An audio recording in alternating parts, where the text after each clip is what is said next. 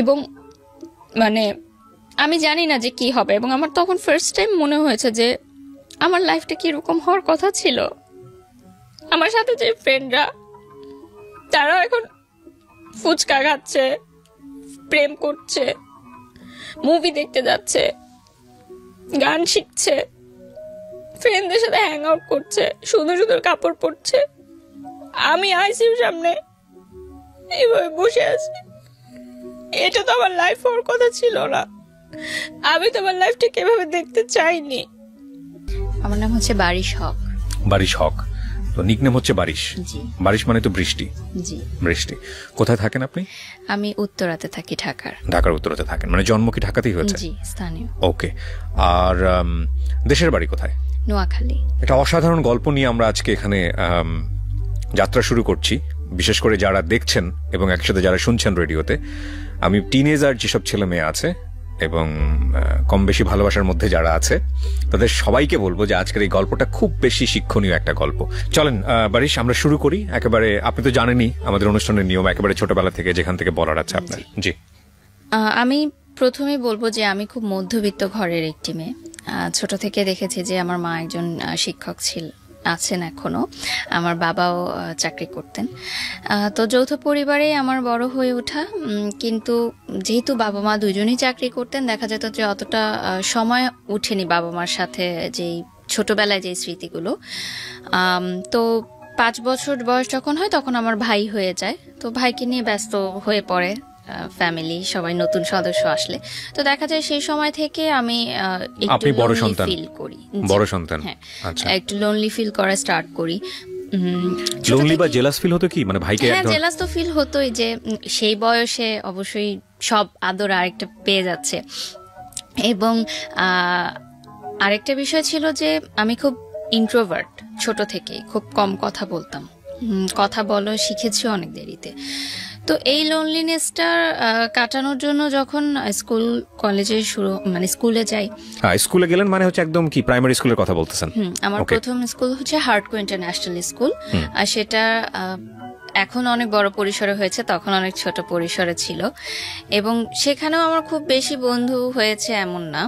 তো যখন ভাই স্কুলে ভর্তি হওয়া শুরু করলো তখন এরকম একটা ব্যাপার হলো যে যেহেতু আমরা মিডল ক্লাস ফ্যামিলি ছিলাম, যে ভাইকে ইংলিশ মিডিয়ামে পড়াতে হবে, সেক্ষেত্রে দুইজনের ইংলিশ মিডিয়ামের খরচটা আসলে নেওয়াটা পসিবল হচ্ছিল না।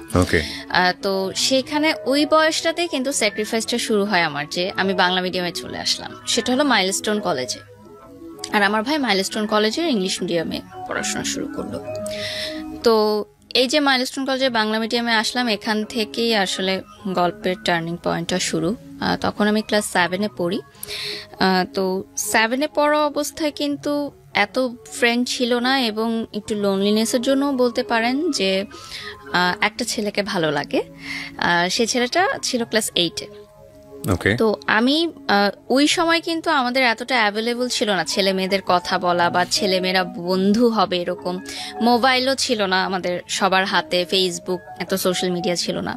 তো সেই সময় ক্লাস 7-এ থাকতেই আমি ক্লাস 8-এ পড়া একজন সিনিয়র ভাইয়াকে প্রপোজ করি।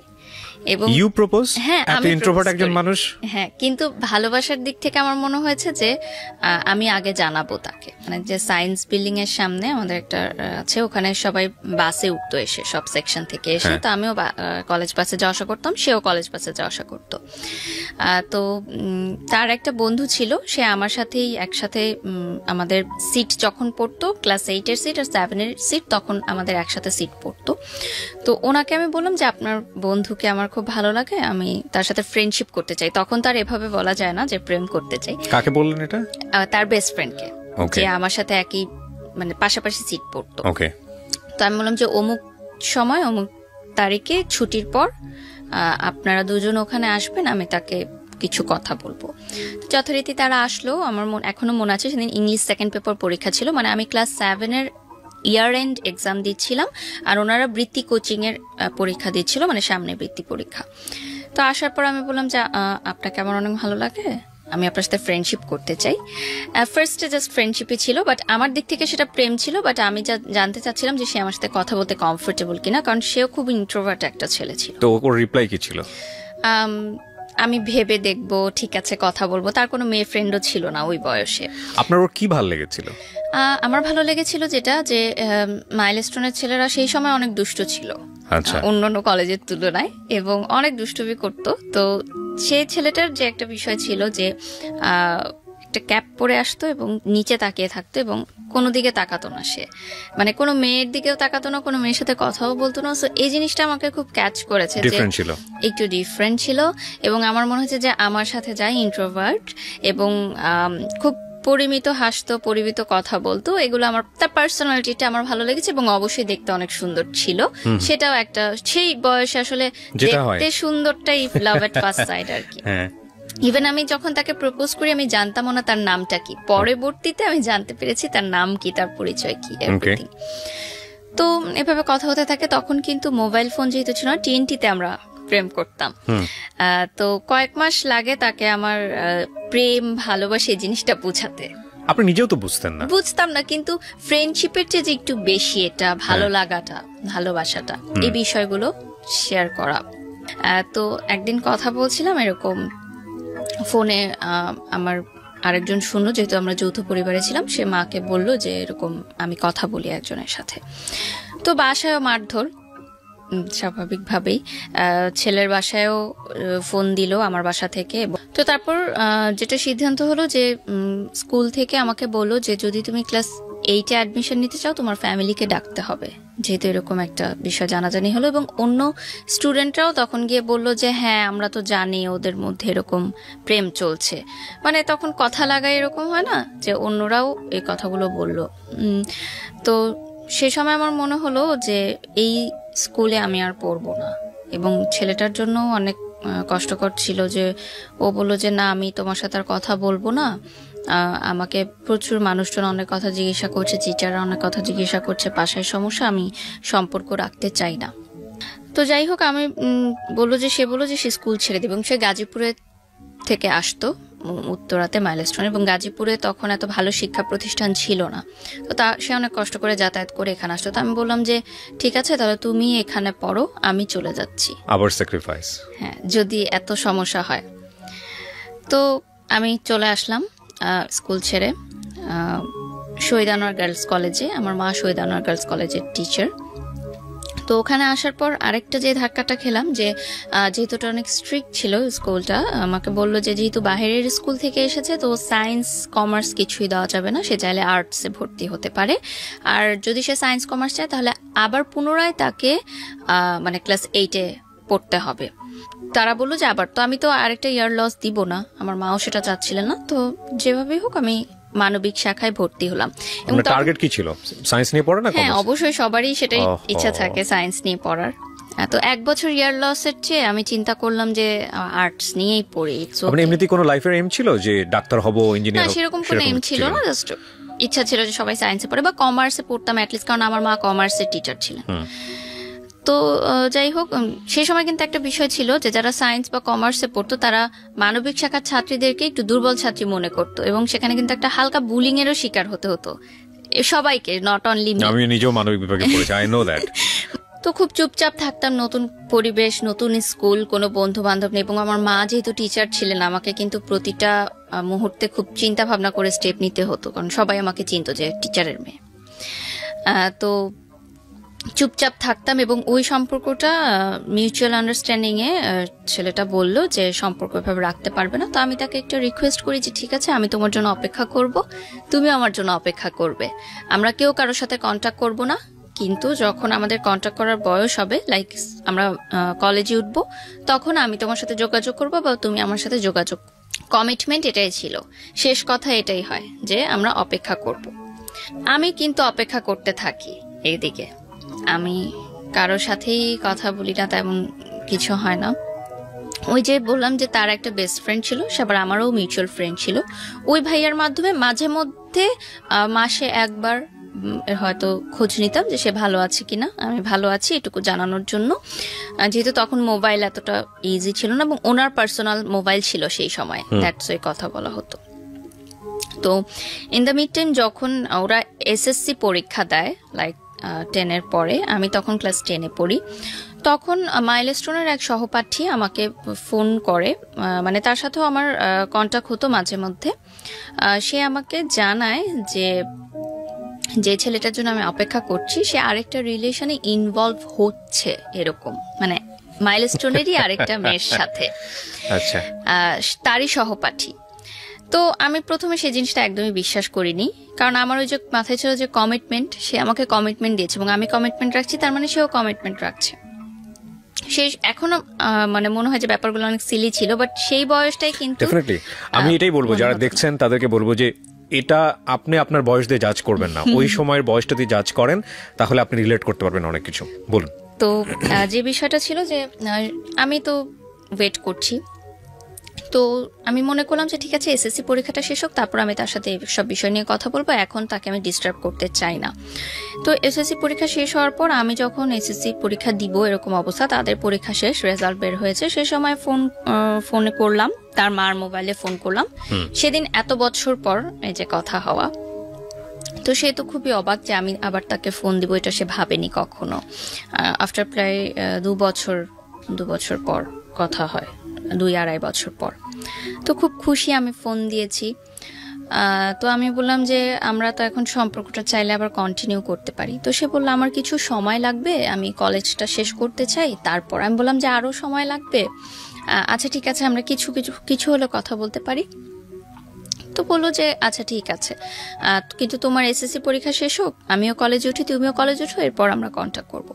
তো এই যে আবার ছাড়া কন্ট্যাক্ট, মাঝে মধ্যে হয়তো কথা হতো 2 মাসে একবার এরকম। তারপর যখন কলেজে ভর্তি হলাম তখন আমি বললাম যে ঠিক আছে এবার আমরা ফুল ফ্রেশ রিলেশনশিপে যাই, দুইজনই কলেজে পড়ি, আমি শহীদ অনারে পড়ি, সে মাইলস্টোনেই পড়ে। তো সে বললো ওকে ঠিক আছে, রিলেশন আবার কন্টিনিউ। আমার মনে হলো যে আমি যেটা চেয়েছিলাম, এত বছর ধরে যার জন্য অপেক্ষা করেছি, সবই পেয়েছি আমি, আমার আর কিছু পাওয়ার নেই এই জীবনে। তো শুরু রিলেশনশিপ। তো রিলেশনশিপ শুরু হওয়ার প্রায় 6 মাসের মাথায় আমি জানতে পারি যে অন্যান্য সহপাঠীদের কাছ থেকে এবং ওর ফ্রেন্ড সার্কেলের মাধ্যমে যে তার মাইলস্টোন কলেজেও একটা রিলেশনশিপ আছে একটা মেয়ের সাথে, এবং সেই মেয়েটা তারই ক্লাসমেট। তো এখন আমার সাথে যেহেতু তার কন্টিনিউ রিলেশন, সো আমি কিন্তু বুঝতে পারছিলাম না যে ব্যাপারটা কি হচ্ছে। সো আমি ভেবেছি যে হয়তো অনলি ফ্রেন্ডস, এটা হয়তো অন্যরা অন্যভাবে নিচ্ছে, বা আমাকে হয়তো তারা কথা লাগানোর জন্য কিছু বলতে চাচ্ছে। তো আমি সেটা বিলিভ করি না। তো আমি তাকে জিজ্ঞাসা করেছি কয়েকবার, সে বলেছে যে জাস্ট ফ্রেন্ড, আমরা একসাথে এসএসসি পরীক্ষা দিয়েছিলাম, আমাদের একই সেন্টারে পড়েছিল, সেখান থেকে পরিচয়, জাস্ট ফ্রেন্ড। তো ঠিক আছে। তো ওই মেয়ের জন্মদিনের সময় সে আমাকে বলে যে বার্থডে ওর, আমরা সবাই সেলিব্রেট করতে যাচ্ছি। তখন উত্তরে একটা রেস্টুরেন্ট ছিল ভূতের আড্ডা, যেটা এখন উঠিয়ে দেওয়া হয়েছে। তো ওই রেস্টুরেন্টের পরবর্তীতে আমি জানতে পারি তার ফ্রেন্ড সার্কেলের মাধ্যমে যে পার্টিটা সেই থ্রো করেছিল ওই মেয়েটার জন্য, মেয়েটাকে সারপ্রাইজ দেওয়ার জন্য। তো যখন ইন্টার পরীক্ষার রেজাল্ট দেয় তার আগে ওরা পুরো ফ্যামিলি যায় হচ্ছে ইন্ডিয়াতে, আজমির শরীফে। তো সেই সময় সে যখন ইন্ডিয়াতে যায়, আমি বাংলাদেশে থাকি, ওই মেয়েটা আমাকে ফোন দেয়। ফোন দিয়ে সে আমাকে নানা নাজে বাজে কথা বলে যে তার বয়ফ্রেন্ডের সাথে আমি আমি ওখানে ক্লাস করতাম উত্তরা শাখাতে। তখন নাচটা শেখা ছিল শুধুমাত্র একটি সময়, মানে টাইম পাস করার জন্য।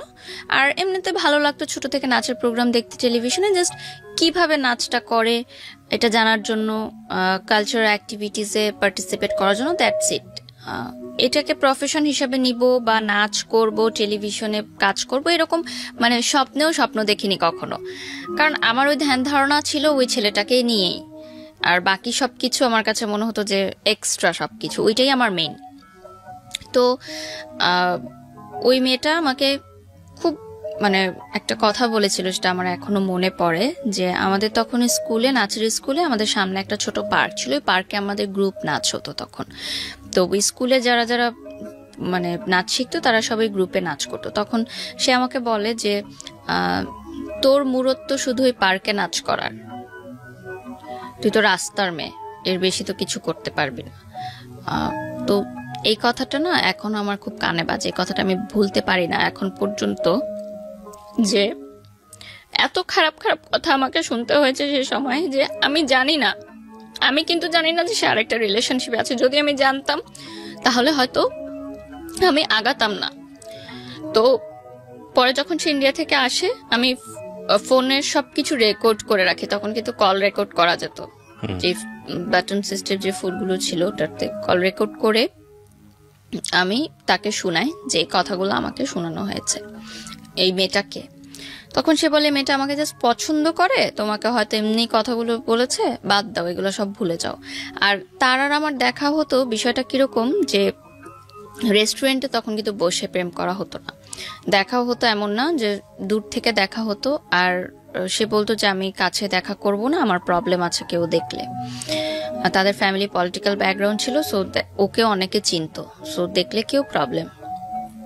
তো আমি ইউসিসিতে যখন কোচিং শুরু করলাম ঢাকা ইউনিভার্সিটির জন্য, তখন সে ল পড়ার জন্য ল ইউনিভার্সিটিতে ভর্তি হলো, একটা প্রাইভেট ইউনিভার্সিটি, সেটা ধানমন্ডিতে ছিল।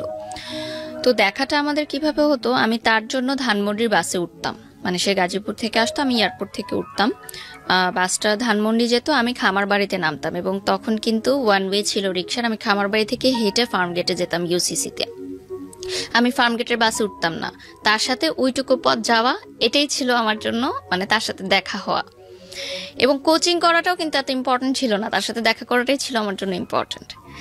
এবং তার বাসটা সংসদ ভবন হয়ে ধানমন্ডি চলে যেত, এবং আমি প্রতিদিন রোদ্রের মধ্যে হেঁটে হেঁটে ফার্ম গেট যেতাম।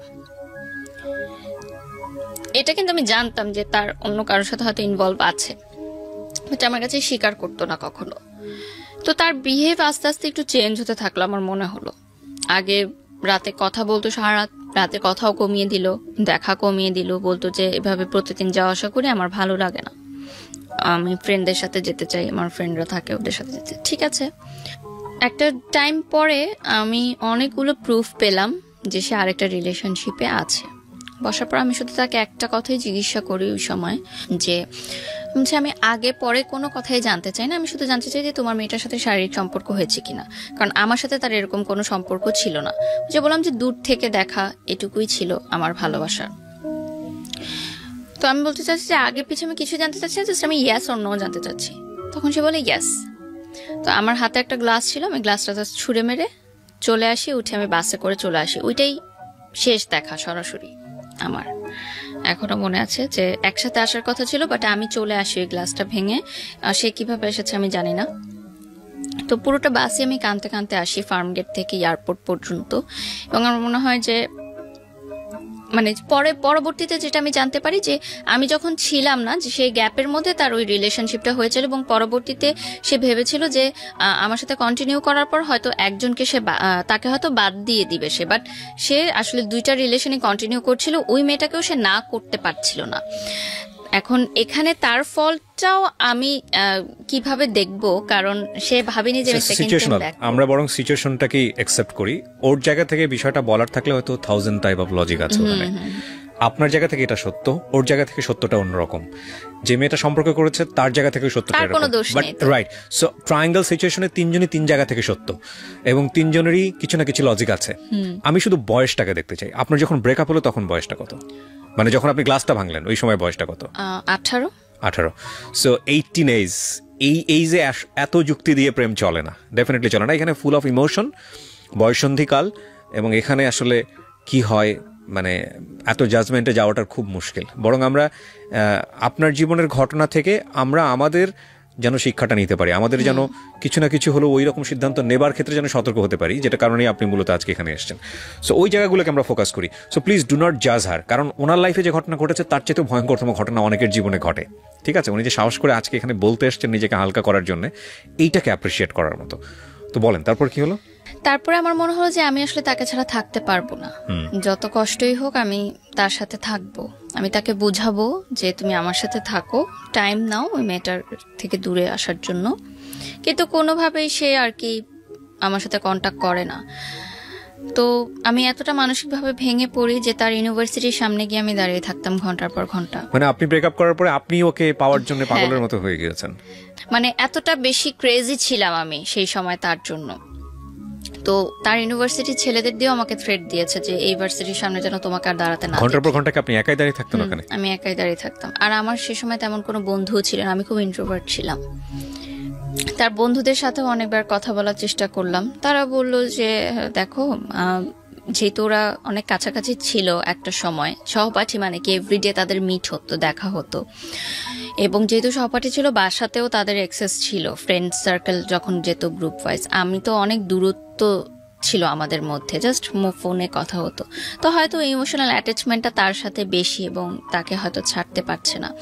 তো আমার একটা প্রশ্ন ছিল তাহলে সেকেন্ড টাইম কেন আমার সাথে রিলেশনশিপ কন্টিনিউ করলো? তখন আমাকে না করে দিলেই পারতো। এতগুলো বছর আমি যে তার জন্য অপেক্ষা করলাম, সেই অপেক্ষার সময়গুলো আমাকে কষ্ট দিত, যে এই অপেক্ষাগুলোর তাহলে মূল্য কোথায় গেল।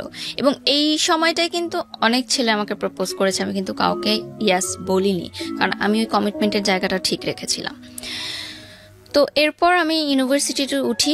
আমার ঢাকা ইউনিভার্সিটি পরীক্ষা জঘন্য হয়, খুবই খারাপ হয়, চান্স হয় না আমার বাবা মাও খুব কষ্ট পায় সেটার কারণে, বিকজ এটা আপনার লেখাপড়াতে ইফেক্ট করছিল।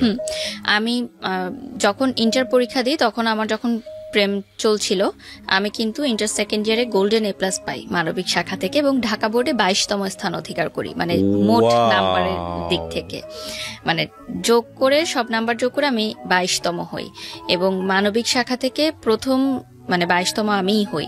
মানে এর আগে যারা হয়েছে 1 থেকে 21 তারা সবাই সায়েন্স বা কমার্সের। ও মানে কম্বাইন্ড? হ্যাঁ, কম্বাইন্ড হোল ঢাকা বোর্ডে আমি 22তম হই। মানে সায়েন্স আর কমার্স কোনো ব্যাপার না, সবকিছু মিলিয়ে হোল। So brilliant. কত সালে এটা? এটা হচ্ছে 2012, এবং আমাকে গভর্নমেন্ট থেকে কিন্তু প্রতি বছর টাকা দেয়া হতো। ক্যান ইউ ইমাজিন এই মেয়েটা ঢাকা ইউনিভার্সিটিতে চান্স পায়নি জাস্ট বিকজ অফ এই উলালা টাইপ প্রেম। ওকে, তারপর এটাই আসলে লার্নিং এর বিষয়। যারা এখন দেখবে যে পড়াশোনাটা অনেক বেশি ইম্পর্টেন্ট, কারণ জীবনের ক্যারিয়ারটা টোটালি চেঞ্জ হয়ে যায় কিন্তু এই আপনার এই গল্প এখন পর্যন্ত আমাকে মানে এই মোমেন্টটা আমাকে ধাক্কা দিয়েছে। এর আগ পর্যন্ত আমি শুনেছি জীবনে এই ধরনের গল্প বহু শুনেছি, কিন্তু এই যে গা শিউরোটার ফিলিংস আমি খুব কম গল্পেই পাই, এখন উঠেছে। মানে আমার টিচাররা এবং আমার ফ্যামিলি ফ্রেন্ডসরা সবাই চিন্তা করেছিল যে আমি যে কোনো একটা সাবজেক্টে তো পাবোই, মানবিক শাখার কিন্তু অনেক সাবজেক্ট থাকে, এমন না যে আমাকে টপ সাবজেক্টগুলোতেই পেতে হবে চান্স। তো আমি পুরো এক্সামও দিতে পারিনি, আমি একটু সিক ছিলাম। তো তারপর আমি ভর্তি হই ইন্ডিপেন্ডেন্ট ইউনিভার্সিটি বাংলাদেশ আইবিতে বসুন্ধরা শাখা, এবং ওখানে আমি ফুল স্কলারশিপ নিয়ে ভর্তি হই। মানে আমার কোনো কোন সাবজেক্টে পড়েন? আমি মিডিয়া এন্ড কমিউনিকেশনে ভর্তি হই, এবং আমার কোনো টিউশন ফি লাগতো না, ফুল ফ্রি। আমি প্রাইভেট ইউনিভার্সিটিতে পড়তাম, যেহেতু আমার রেজাল্টটা ভালো ছিল। যেহেতু আমি বলেছি আমি মিডল ক্লাস ফ্যামিলির মেয়ে, সো অবভিয়াসলি প্রাইভেট ইউনিভার্সিটির এত খরচ নেওয়াটা সম্ভব ছিল না। তো শুরু হয় আমার নতুন পড়াশোনা সবকিছু। তো সে সময় আমার ফেসবুক নতুন, তো ফেসবুকে আমার একটা ছেলের সাথে পরিচয় হয়। সেই ছেলেটা তখন জব করে অলরেডি একটা গার্মেন্টস ফ্যাক্টরিতে, আমার চেয়ে প্রায় 14 বছরের বড়। তো যেহেতু আমার তেমন কোনো ফ্রেন্ড ছিল না, সো আমি তাকে কখনো দেখিনি, তার সাথে কথা বলতাম, জাস্ট শেয়ার করতাম যে আমার এরকম ব্রেকআপ হয়ে গেছে, আমার খুব খারাপ লাগছে, ছেলেরাই মনে হয় খারাপ, সব ছেলেরা খারাপ, এরকম আমি কথা বলতাম। তো এক সময় সে বলে যে আমি তোমার সাথে দেখা করতে চাই। তো দেখা করলাম, দেখলাম যে আমার চেয়ে অনেক সিনিয়র একটা ভদ্রলোক বলতে গেলে। তো আমার তার সাথে কথা বলতে ভালো লাগতো, যে আমি কথাগুলো বলে হালকা হতে পারতাম। আর আমার তখনকার সেই সময় সমসাময়িক বান্ধবীরা সবাই কিন্তু প্রেম করছে, একদম চুটিয়ে প্রেম করছে। তো তাদের সাথে কিন্তু এই দুঃখের কথাগুলো কয়জন বা কতক্ষণ ধরেই বা শুনতে চায়, তারাও কিন্তু নিজেদের লাইফে ব্যস্ত, এবং দিনের পর দিন কিন্তু কেউ শুনতে চাবে না। তো তার সাথে আমি শেয়ারিং গুলা করতাম। স্টিল নাও কিন্তু আমার ফ্যামিলি জানে না যে আমার পার্সোনাল লাইফে কি হচ্ছে, স্টিল জানে না। না, তাদেরকে আমি একটুও বুঝতে দেইনি, কারণ আমি খুবই চাপা স্বভাবের ছিলাম ছোট থেকে। তো নাচের ক্লাসও চলছে কন্টিনিউ, নাচের ক্লাসের মতো চলছে, টুকটাক অনুষ্ঠান করছি। আমি বাংলাদেশ টেলিভিশনে আমার বিতর্ক করতাম, কুইজ প্রতিযোগিতা, এবং জাতীয় পর্যায়ে আমার বিভিন্ন পুরস্কারও আছে। সেটা 2008 থেকে বাংলাদেশ টেলিভিশনে করি। তো ইউনিভার্সিটিতে ওঠার পর আমার কিছু ফ্রেন্ড হয় ইউনিভার্সিটিতে প্রথম, তারা বুঝতে পারে যে আমি মেন্টালি ওকে না। মানে হঠাৎ কান্না করে ফেলি, হঠাৎ কোনো নিউ রিলেশনশিপ কাপলকে দেখলে আমার খুব খারাপ লাগে, যেটা হয় ব্রেকআপের পর, এবং তাকে আমি ভুলতে পারছিলাম না কোনোভাবেই। মানে আমার মনে হচ্ছিল যে জিনিসটা আমার, সেটা চোখের সামনে দিয়ে আরেকজন নিয়ে চলে যাচ্ছে, এটা আসলে মানা যায় না। তো আমার মনে হলো যে আমি আসলে মানসিক চাপটা নেওয়ার জন্য প্রস্তুত না এই বয়সে। তো আমার মনে হলো যে আমি আর বেঁচে থাকতে চাই না, কারণ আমি আসলে এটা দেখতে পারবো না যে আমার ভালোবাসার মানুষটা অন্য কারোর সাথে আছে। ইন দ্য মিড টাইম ওই মেয়েটাও কিন্তু আমাকে কন্টিনিউয়াস থ্রেট দিতে থাকে যে আমার বয়ফ্রেন্ডের সাথে তুমি দেখা করবা না, তাকে কোনো ফোন করবা না, কারণ আমি তাকে ডেইলি ফোন করতাম, মেসেজ করতাম। সে আমাকে ফোন করে নানান আজে বাজে গালাগালি যত ছিল অনেক কিছু বলে।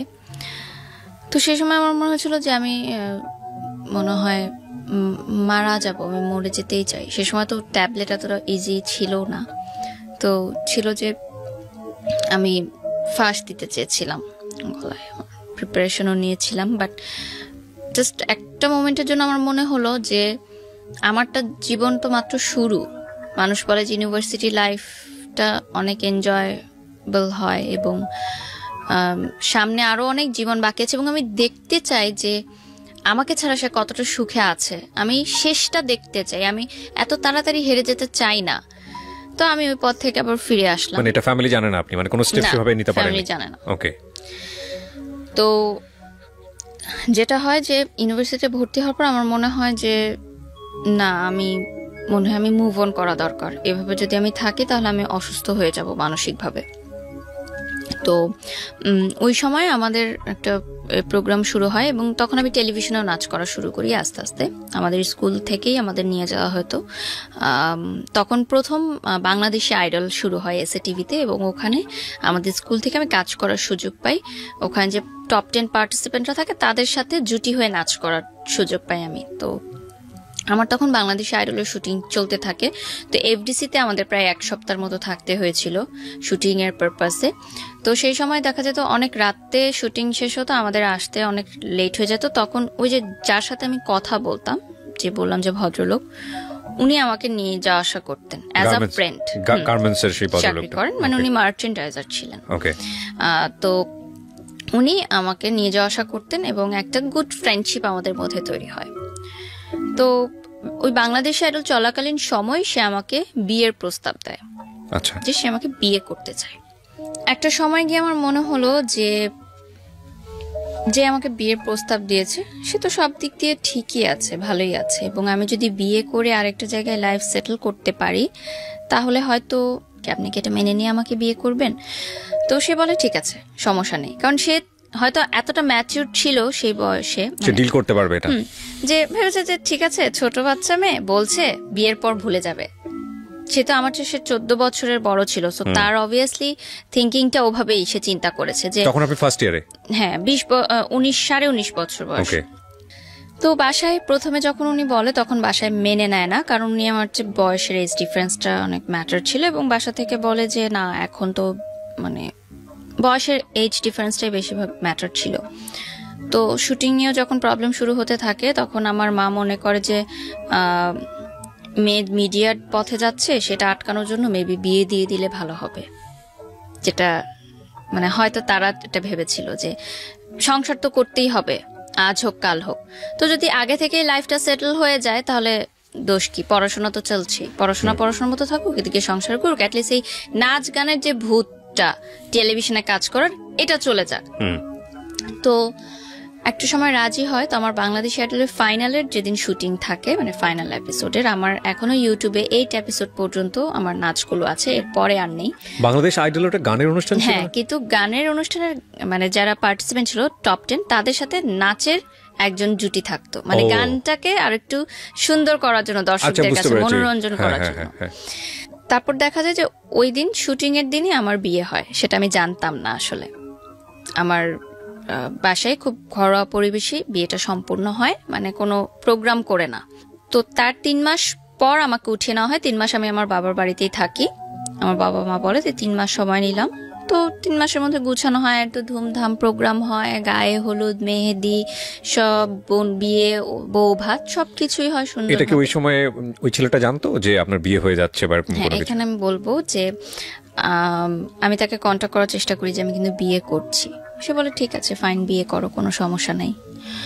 তো আমার যেদিন বিয়ের অনুষ্ঠান হয়, বিয়ের শপিংয়ে যাই, তো আমি ওর যখন আগে আমার বয়ফ্রেন্ডের সাথে কথা বলতাম তখন আমরা চিন্তা করতাম যে বিয়ের দিন আমি লাল লেহেঙ্গা পরবো, এটা আর কি কথা বলতাম। তো বিয়ের যখন মার্কেটিং করতে যাই আমি আর আমার হাজবেন্ড, তখন বসুন্ধরা কমপ্লেক্সে যাই, আমার এখনো মনে আছে সে একটা গোলাপি লেহেঙ্গা আমার জন্য পছন্দ করে।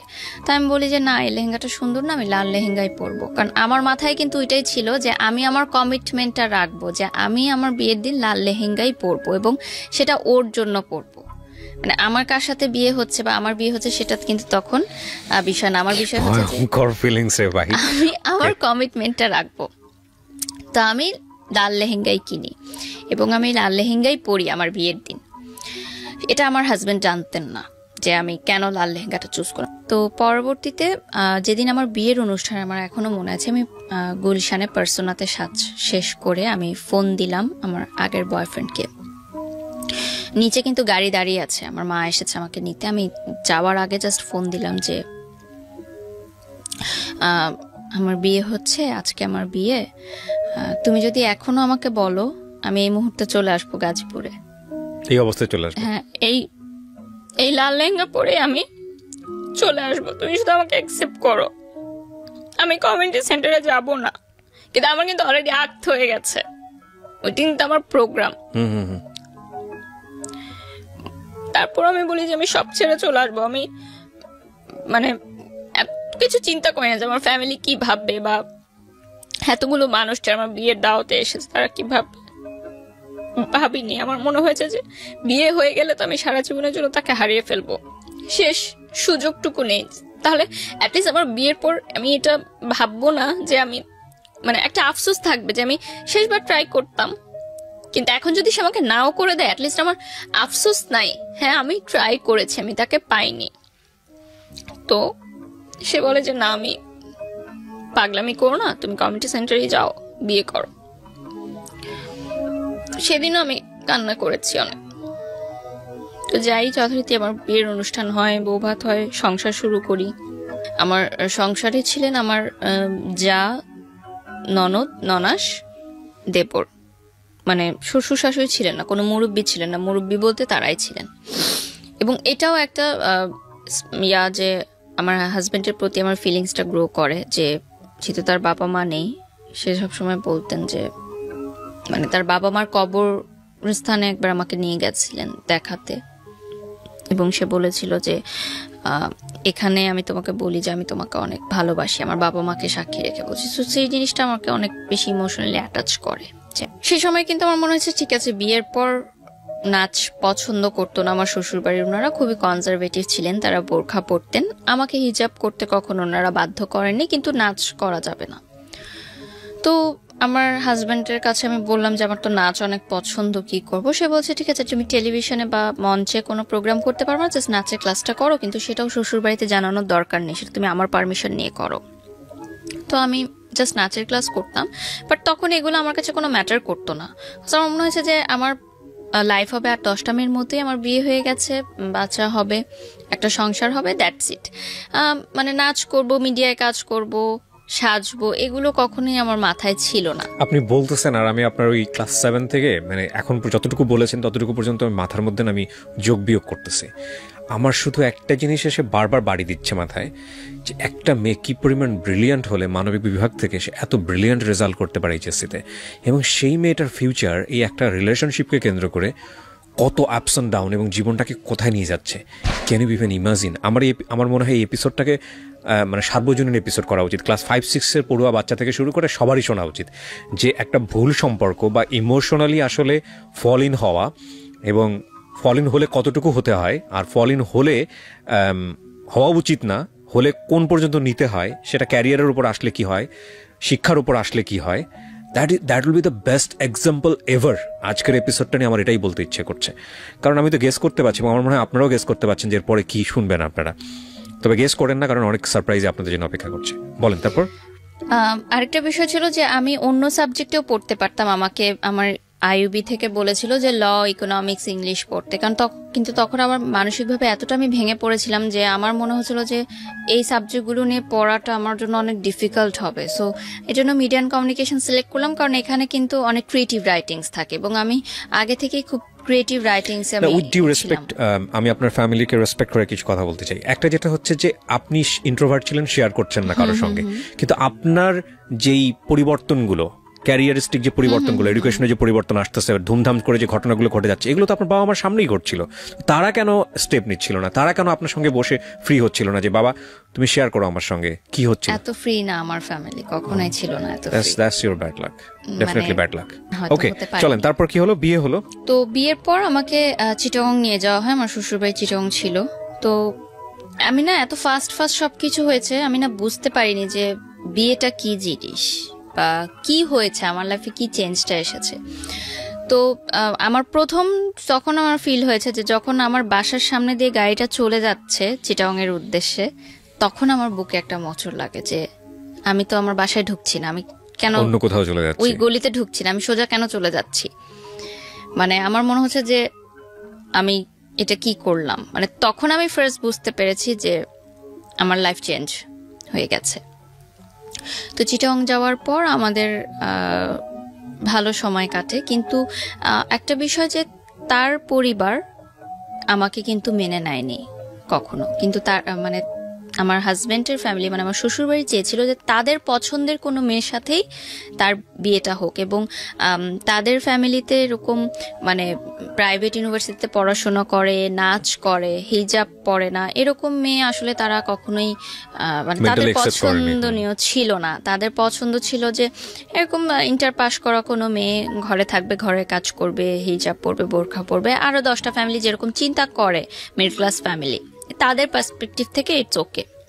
তো একটা সময় গিয়ে পর আমার শ্বশুরবাড়ি থেকে জানাজানি হলো যে আমি নাচের ক্লাস কন্টিনিউ করছি। তো সেখানে আমার জামাইকে বলা হলো যে নাচের ক্লাস সে কন্টিনিউ করতে পারবে না।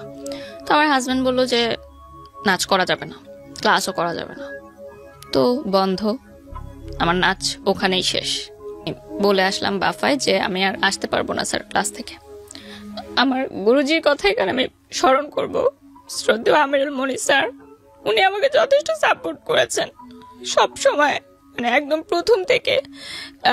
মানে নাচের জীবনটা আমার এতটা কষ্ট ছিল যে শেখার চেষ্টা থাকলেও আমার এত বাধা এসেছে যে আমি পরিপূর্ণভাবে শিক্ষাটা নিতে পারিনি নাচের ব্যাপারে। মানে অনেক কিছু এখনো আমি তাল লয়গুলো ক্যাচ করতে পারি না, বাধা হয়ে তো আমার শিক্ষাটা হয়েছে।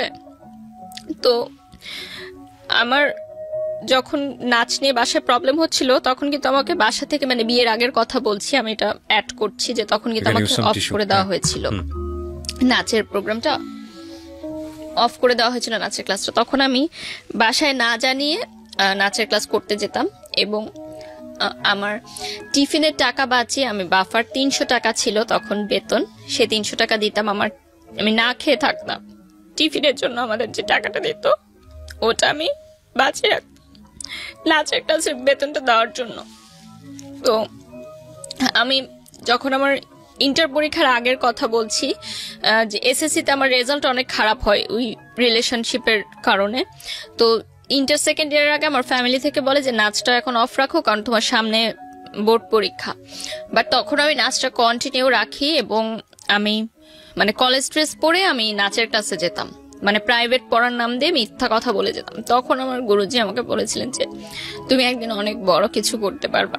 মানে এত নাচ শেখার জন্য যে এতটা ইচ্ছা, এটা আসলে সবার মধ্যে দেখা যায় না।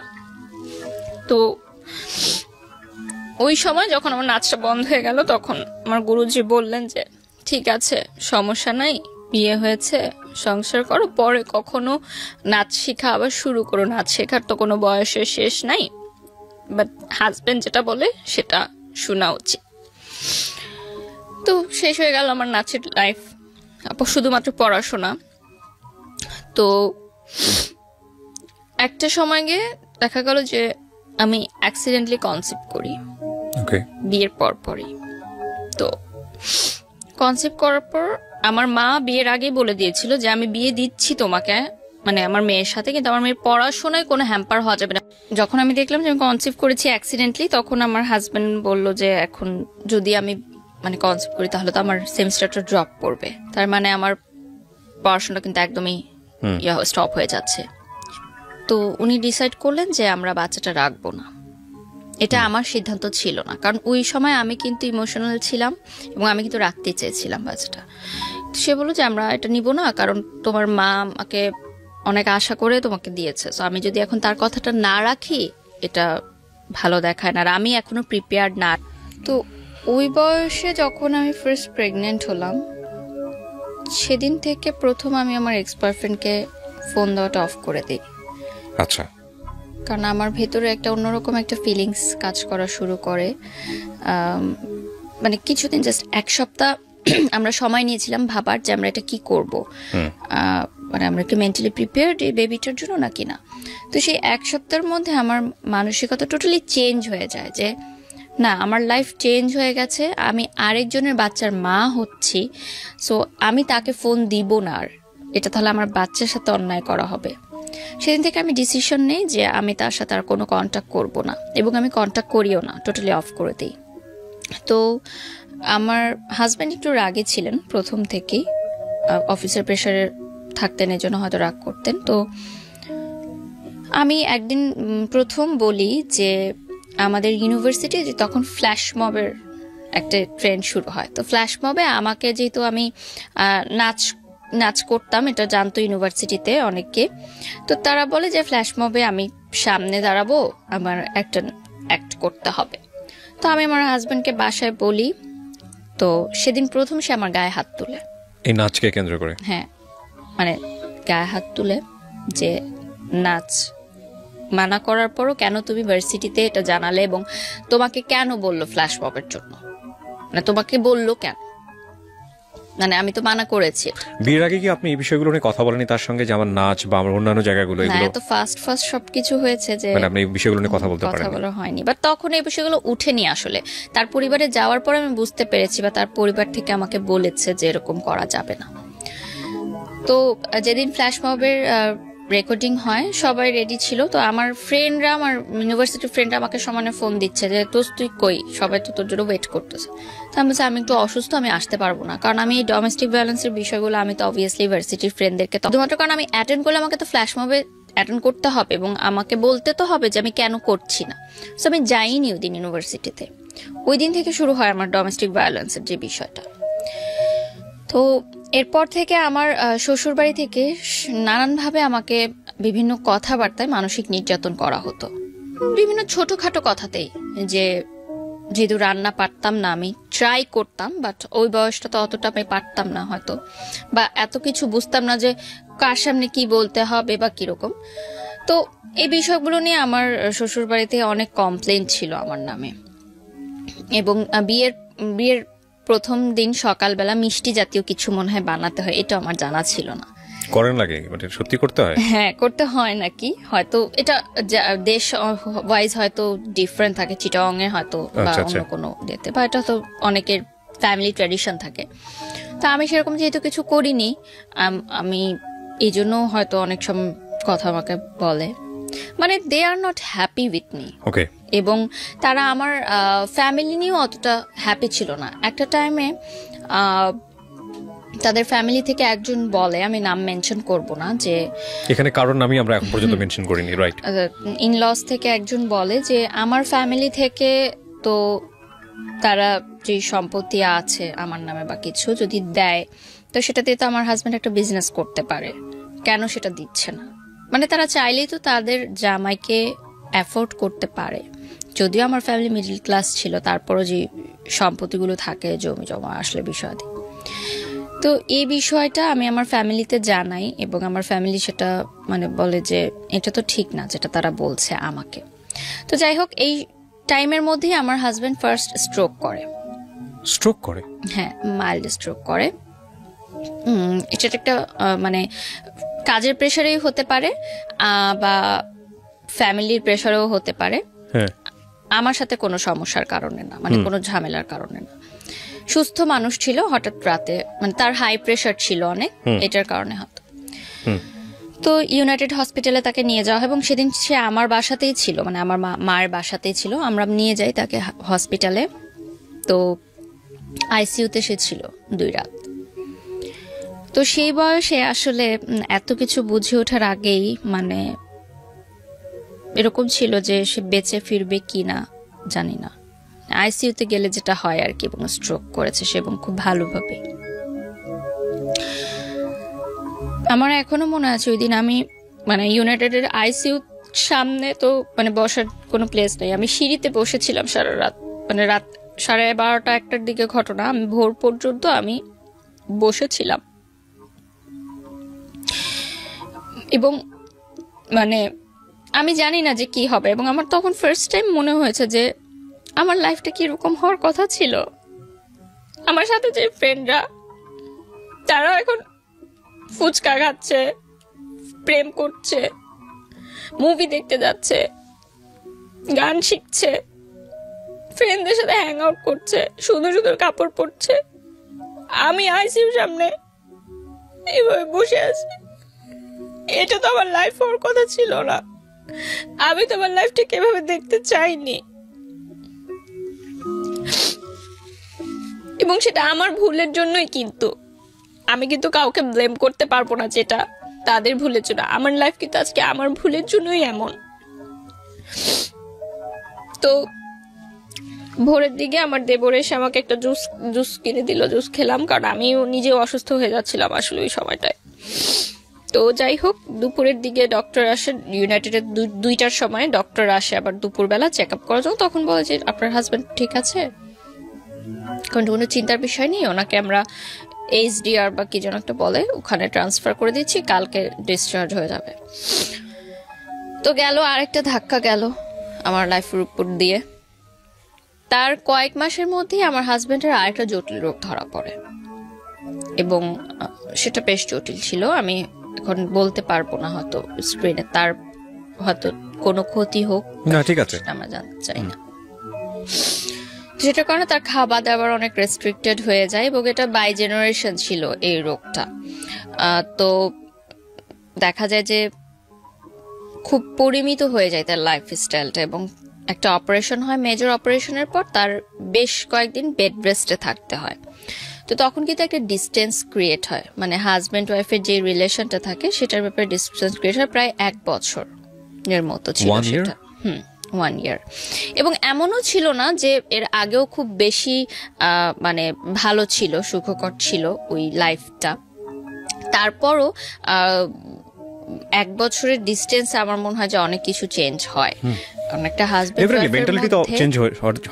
এটা খুবই ইম্পর্টেন্ট। তো ইভেন যদি বন্ডেজটা না থাকে, হ্যাঁ, আমি একটা মানুষের সঙ্গে স্টে করতেছি, একই বিছানায় ঘুমাচ্ছি না, হোয়াট ফর রিজনটা কি? আপনি যদি একটা মানুষের সঙ্গে স্টে করেন, ওই মানুষটার পারপাস আপনি সার্ভ করতেছেন, ইটস আ রিলেশনশিপ। লাইক সে আপনার কিন্তু সম্পর্কের জায়গা থেকে হাজব্যান্ড, কিন্তু এই মানুষটার আপনি পারপাসই ছিল এই মানুষটার কাছে আসা যে আমি এক ধরনের রিমেডি চাই আমার পাস্ট লাইফে। ইট ইজ নট মানে অ্যাকচুয়ালি কাজ করতেছে না। সেকেন্ড হচ্ছে যে ওখানে গিয়েও আপনি আপনার জায়গা থেকে যেটা চেয়েছিলেন সেভাবে হচ্ছে না, হ্যাপি না। থার্ডলি হলো যে সম্পর্কের জায়গাটা, স্বামী স্ত্রী যে সম্পর্কের জায়গাটা, ইট ইজ নট সাউন্ড। এখন সবকিছু মিলায়ে দ্য এম ইজ 0, মানে আলটিমেটলি নেক্সট ডে ইজ 0। তাহলে আমি এই মানুষের সঙ্গে স্টে কেন করছি? মানে তাকে আমি তো ভালোবাসি না। সো দেখেন সম্পর্কটা কতটা জটিল জায়গায় চলে গেছে। হ্যাঁ, তারপরে মানে সেই সময় আমার মনে হয়েছে যে that was a wrong decision, যে আমার এই বয়সে বিয়ে করলাম, একজনকে ভুলার জন্য আরেকজনের উপর নির্ভরশীল হলাম, এবং তাকেও আমি ভালোবাসতে পারছি না। তো আপনি যখন এই রিলেশন মানে হাজবেন্ড থাকা অবস্থায় আপনার এক্স বয়ফ্রেন্ডকে ফোন দিচ্ছিলেন, এক্স বয়ফ্রেন্ড তো আপনার জায়গা থেকে আমি বলতে পারি না, কারণ তখন আপনি তাকে লাভ করে চলেছেন, বাট তার জায়গা থেকে কি সেটাও আমরা জানি না। সো ও কি বলতো, ও কি বলতো যে তুমি সংসার করো ঠিক মতো, এটাই বলতো, বা ও বলতো না যে ব্যাক করো বা এরকম কোনো কিছু? কখনোই না। তখন ওর সাথে ওই মেয়েটার সম্পর্ক কি কেমন চলছিল? একটা টুইস্ট আছে, যেই মেয়েটার কারণে আমাকে ছেড়ে গেছিল, আমার বিয়ের পরপরই সেই মেয়েটা একটা প্রবাসী ছেলেকে বিয়ে করে মানে বিদেশে চলে যায়। তারপরেও এই ছেলেটা আপনার বিয়ের পরে আপনাকে আর কোনো প্রকার মানে সে কখনো কল করতো না? না, তার জায়গাতে সে কিন্তু আমার কাছে কিন্তু কষ্ট পেয়েছে। হ্যাঁ, কষ্ট পেয়েছে, কিন্তু আপনার ধরেন এই কষ্টের জায়গাটা থেকে কিছুটা রেমেডি চাইলে আপনাকে নক দিতে পারতো, নিতে পারতো, কিন্তু সে সেটা নেয়নি। কারণ তখনও কিন্তু আমি উইক ছিলাম ইমোশনালি তার জন্য, বাট সে চেয়েছে যে আমার সংসারটা নষ্ট না হোক। ডেফিনেটলি অনেক শেখার আছে আজকের এই গল্প থেকে, বিলিভ মি। বলেন তারপরে যেটা হয় যে ওই বয়সটায় না এত কিছু আমি বুঝতাম না যে হার্টের পেশেন্টকে কিভাবে ট্রিট করতে হয় বা এই ধরনের জটিল রোগের পেশেন্টকে কিভাবে ট্রিট করতে হয়। তো যাই হোক, তারপর একটা সময় সিদ্ধান্ত হলো যে আমরা আলাদা থাকবো, মানে আমার ভাসুরের বাসায় একসাথে না থেকে আমরা আলাদা থাকবো, কারণ ওখানে রুমেরও সংকট ছিল এবং তার ছেলেমেয়েরা বড় হয়ে যাচ্ছিল। আমার হাজবেন্ডের এরকম প্রবলেম ছিল, জটিল রোগ ছিল। তো আমরা চেঞ্জ করে নতুন বাসা নিব। তখন আমার হাজবেন্ড বলে যে একা কোনো বাসায় তোমাকে রেখে আমি মানে অফিসে যাব, সেটা আমার জন্য টেনশন হয়। তো আমার মায়ের বাড়িতেই আমরা একটা ফ্ল্যাটে ভাড়া থাকতাম, বাট আমার মা বাবা কখনোই সে ভাড়াটা নেননি। মানে এলাকার মানুষ হয়তো বুঝতো যে ঘর জামাই, কিন্তু আসলে সেটা না। আমার মা নিতেন না, কারণ মা জানতেন যে খুবই লিমিটেড আয় তার, সো এখানে ভাড়াটা কিভাবে নিবে, আমারই তো সন্তান থাকছে। বাট আমার রান্না আলাদা হতো এবং মা আমার পার্সোনাল লাইফে কোনো ইন্টারফেয়ার করতো না, মানে আমি আমার সংসার একদম টোটালি আলাদাই করতাম। আমার মা আমার মার মতো ছিল। তো ডোমেস্টিক ভায়োলেন্স কিন্তু কন্টিনিউ তখনও। সে একটু সন্দেহপ্রবণ ছিল, মানে আমি যে ইউনিভার্সিটিতে যেতাম, আমার মানে ছেলের বন্ধু ছিল না, কিন্তু আমার গ্রুপ স্টাডিজের কারণে প্রাইভেট ইউনিভার্সিটি যেটা হয় যে গ্রুপ করে দেওয়া হয় এবং আমাদের কিন্তু কন্ট্যাক্ট করতে হয় ফেসবুকে বা থ্রুতে। পড়াশোনার কাজেও কিছু ছেলেদের সাথে আমার কথা বলতে হয়, সেটাও তার অতটা পছন্দ ছিল না এবং ওর শ্বশুরবাড়িরও পছন্দ ছিল না যে আমার ছেলেদের সাথে পরিচয় থাকে। তো ওই যে আমার বয়ফ্রেন্ডের একটা বেস্ট ফ্রেন্ড ছিল যার কথা বলছিলাম, তার সাথে কিন্তু আমার কন্টিনিউ সম্পর্ক, কারণ সে আমাকে একটা সময় হেল্প করেছে ইনফরমেশনগুলো দিয়ে। সো তার প্রতি আমি কৃতজ্ঞ। তো সে মালয়েশিয়াতে পড়াশোনা করতে চলে যায় হায়ার স্টাডির জন্য, গ্রাজুয়েশনের জন্য।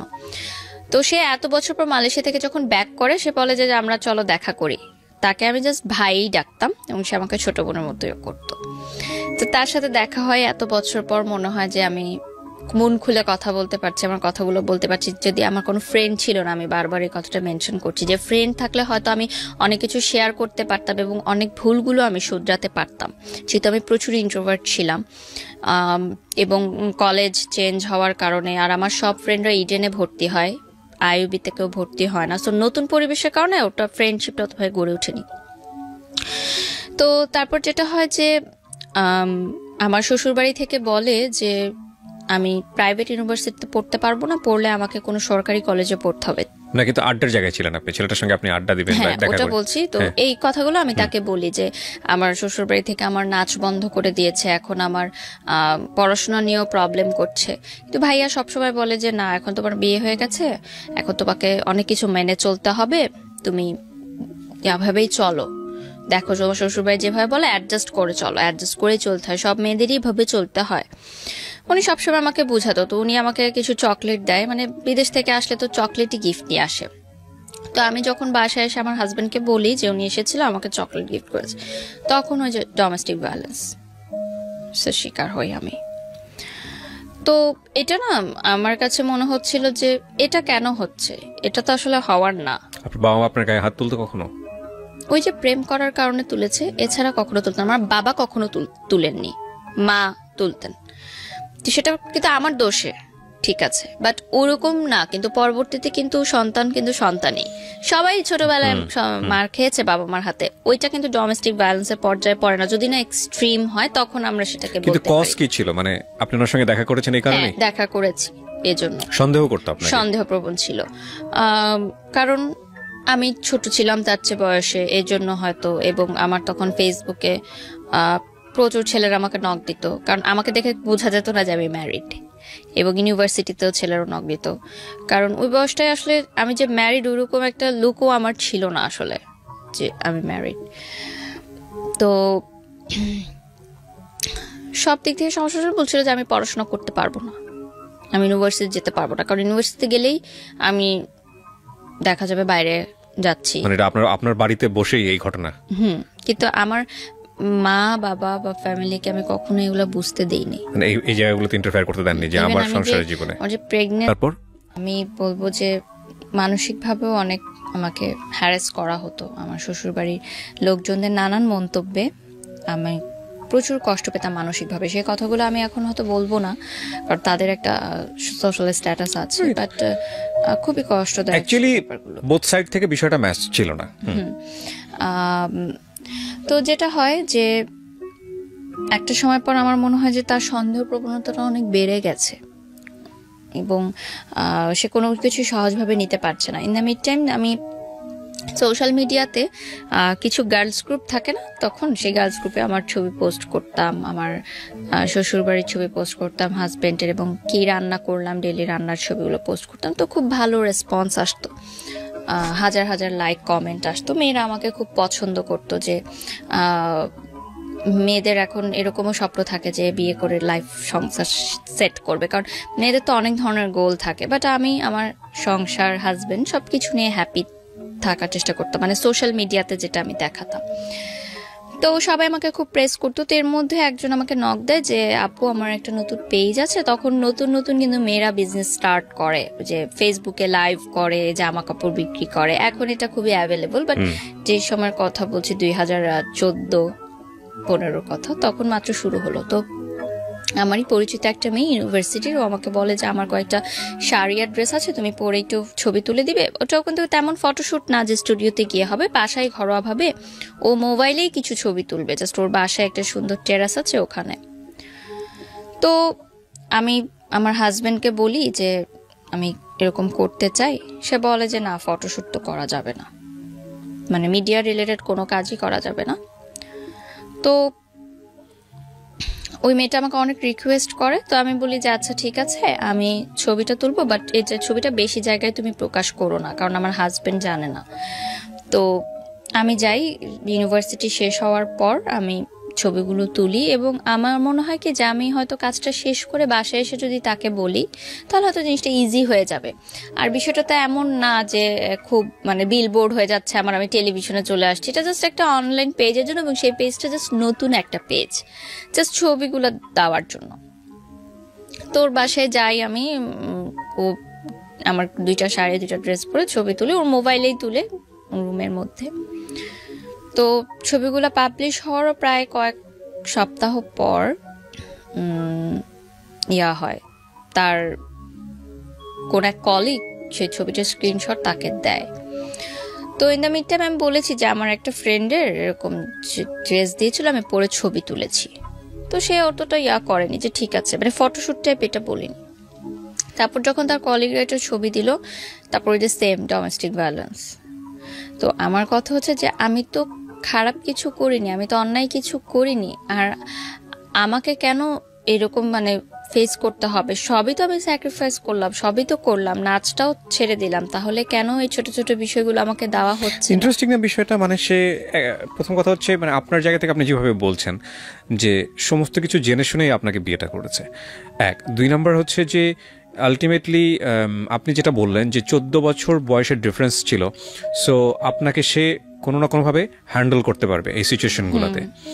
সেখানে আপনাকে, আমার যেটা মনে হয়, খুব কমন সেন্সের জায়গা থেকে ফুল লিবার্টি দিয়ে ধীরে ধীরে বুঝিয়ে তার মতো করে গড়ে নেয়া, সেই জায়গাটা না করে বরং ইম্পোজ করছে, হ্যাঁ, এবং চাপাচাপি করছে, তখন তো আর বিষয়টা মানে কষ্টটা আরও বেড়ে যাওয়ার কথা, তাই না, সব দিক থেকেই।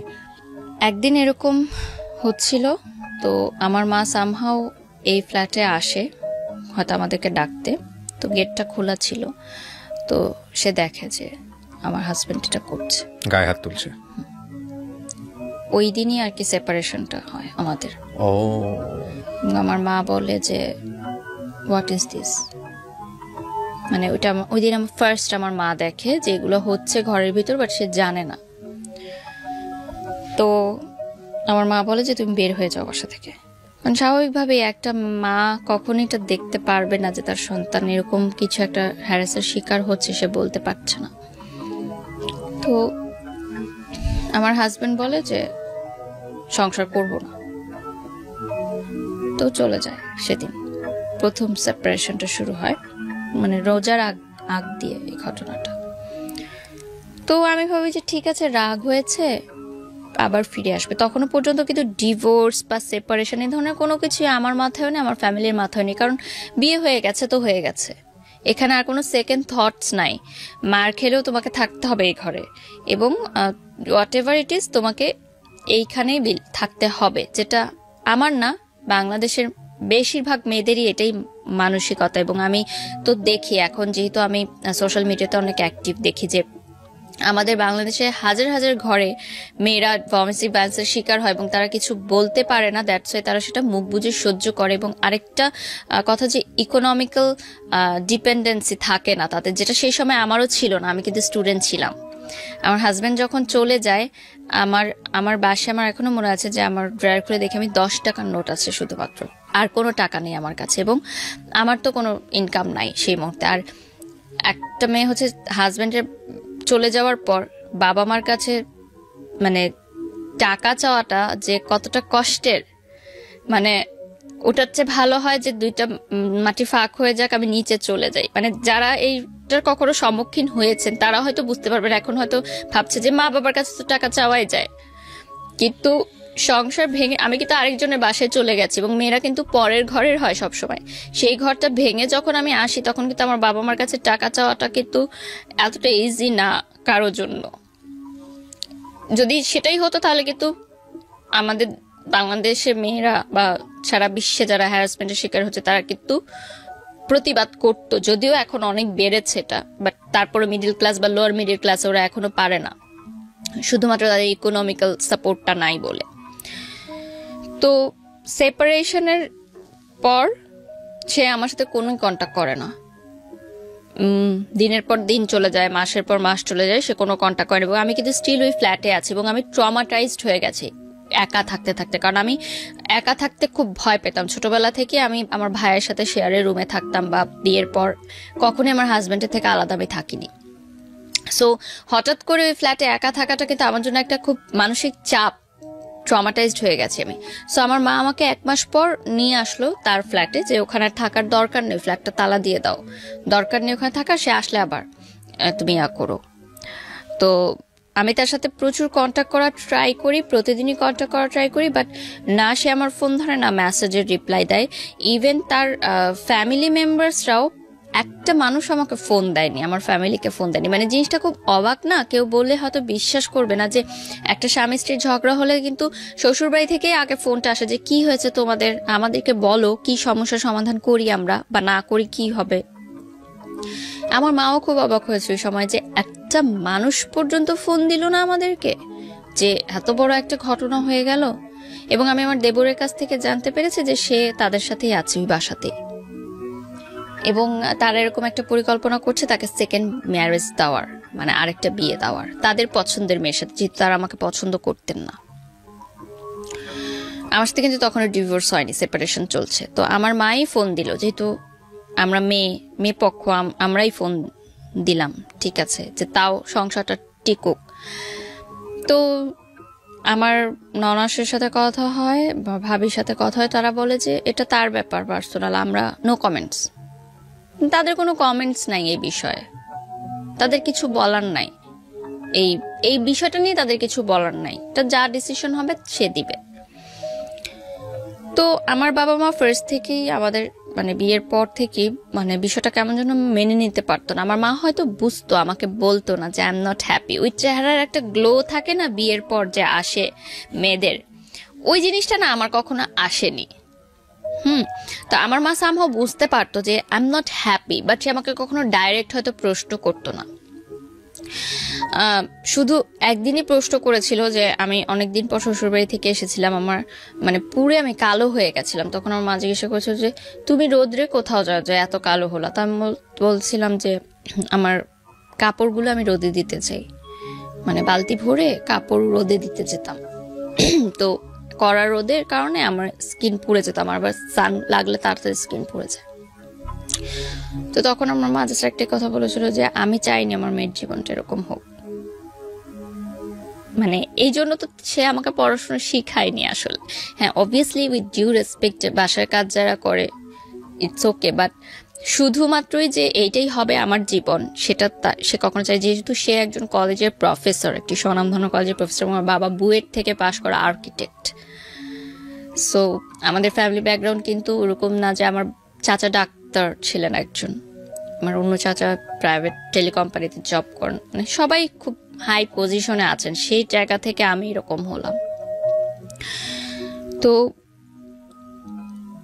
তারপরে যেটা হয় যে সেপারেশনের সময়টা আমার খুবই খারাপ কাটে এবং রোজার মাস চলে আসে। তো আমি বলি ঠিক আছে, আমি তো জানি আমার হাজবেন্ডই বাসায় আছে, আমি ইফতার নিয়ে যাব তার জন্য। ইফতারে নিয়ে গেলে আমাকে তো ইফতার করাবে, তখন আমি ইফতারের পর তাকে খুলে বলবো সবকিছু যে কি সমস্যা, ঠিক আছে তুমি যেভাবে চাও আমি সেভাবেই হবো। এবং আমি ডিসাইড করলাম যে ঠিক আছে আমি বোরখা পরবো, আমি হিজাব পরবো, তাও আমার সংসারটা টিকুক। আমি হিজাব পরবো, বোরখা পরবো, দরকার হলে আমি পড়াশোনাও করবো না, আমার দরকার নেই পড়াশোনা করার, আমার এভাবে লাইফ চলছে চলুক, আমি ইয়া করব, সংসার টিকাবো আমি।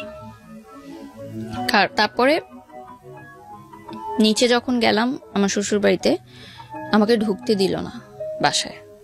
তা আমি দারোয়ানকে ইফতারের ভাটিগুলো দিয়ে আমি তার পাশের গুলিতেই ছিলাম, যে হয়তো আমাকে ফোন দিবে, অ্যাটলিস্ট আজানের আগে তো ফোন দিবেই, কারণ আমরা মানে একটা আননোন পার্সনও যদি ইফতারের সময় আপনার দরজায় আসে, আপনি কি করবেন? তাকে ইফতারি করতে দিবেন, সে যতই খারাপ মানুষ হোক না কেন, আপনি তাকে এক গ্লাস পানি দিবেন, ইফতার করতে দিবেন রোজা ভাঙার জন্য। মানে এখনো এই যে রমজান মাস চলছে, আমার রোজা রেখে বলতে খুব কষ্ট হচ্ছে, তারপরও বলছি যে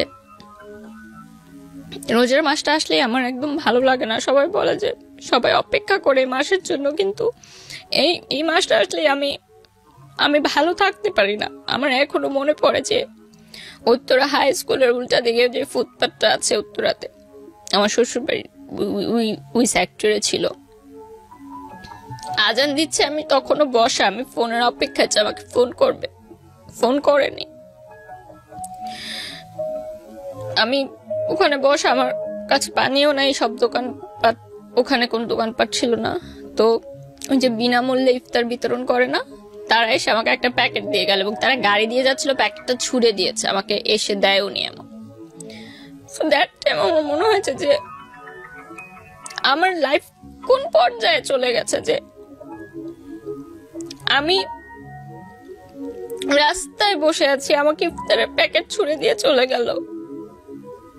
মানে আমি কি ভিখারির পর্যায়ে চলে গেলাম?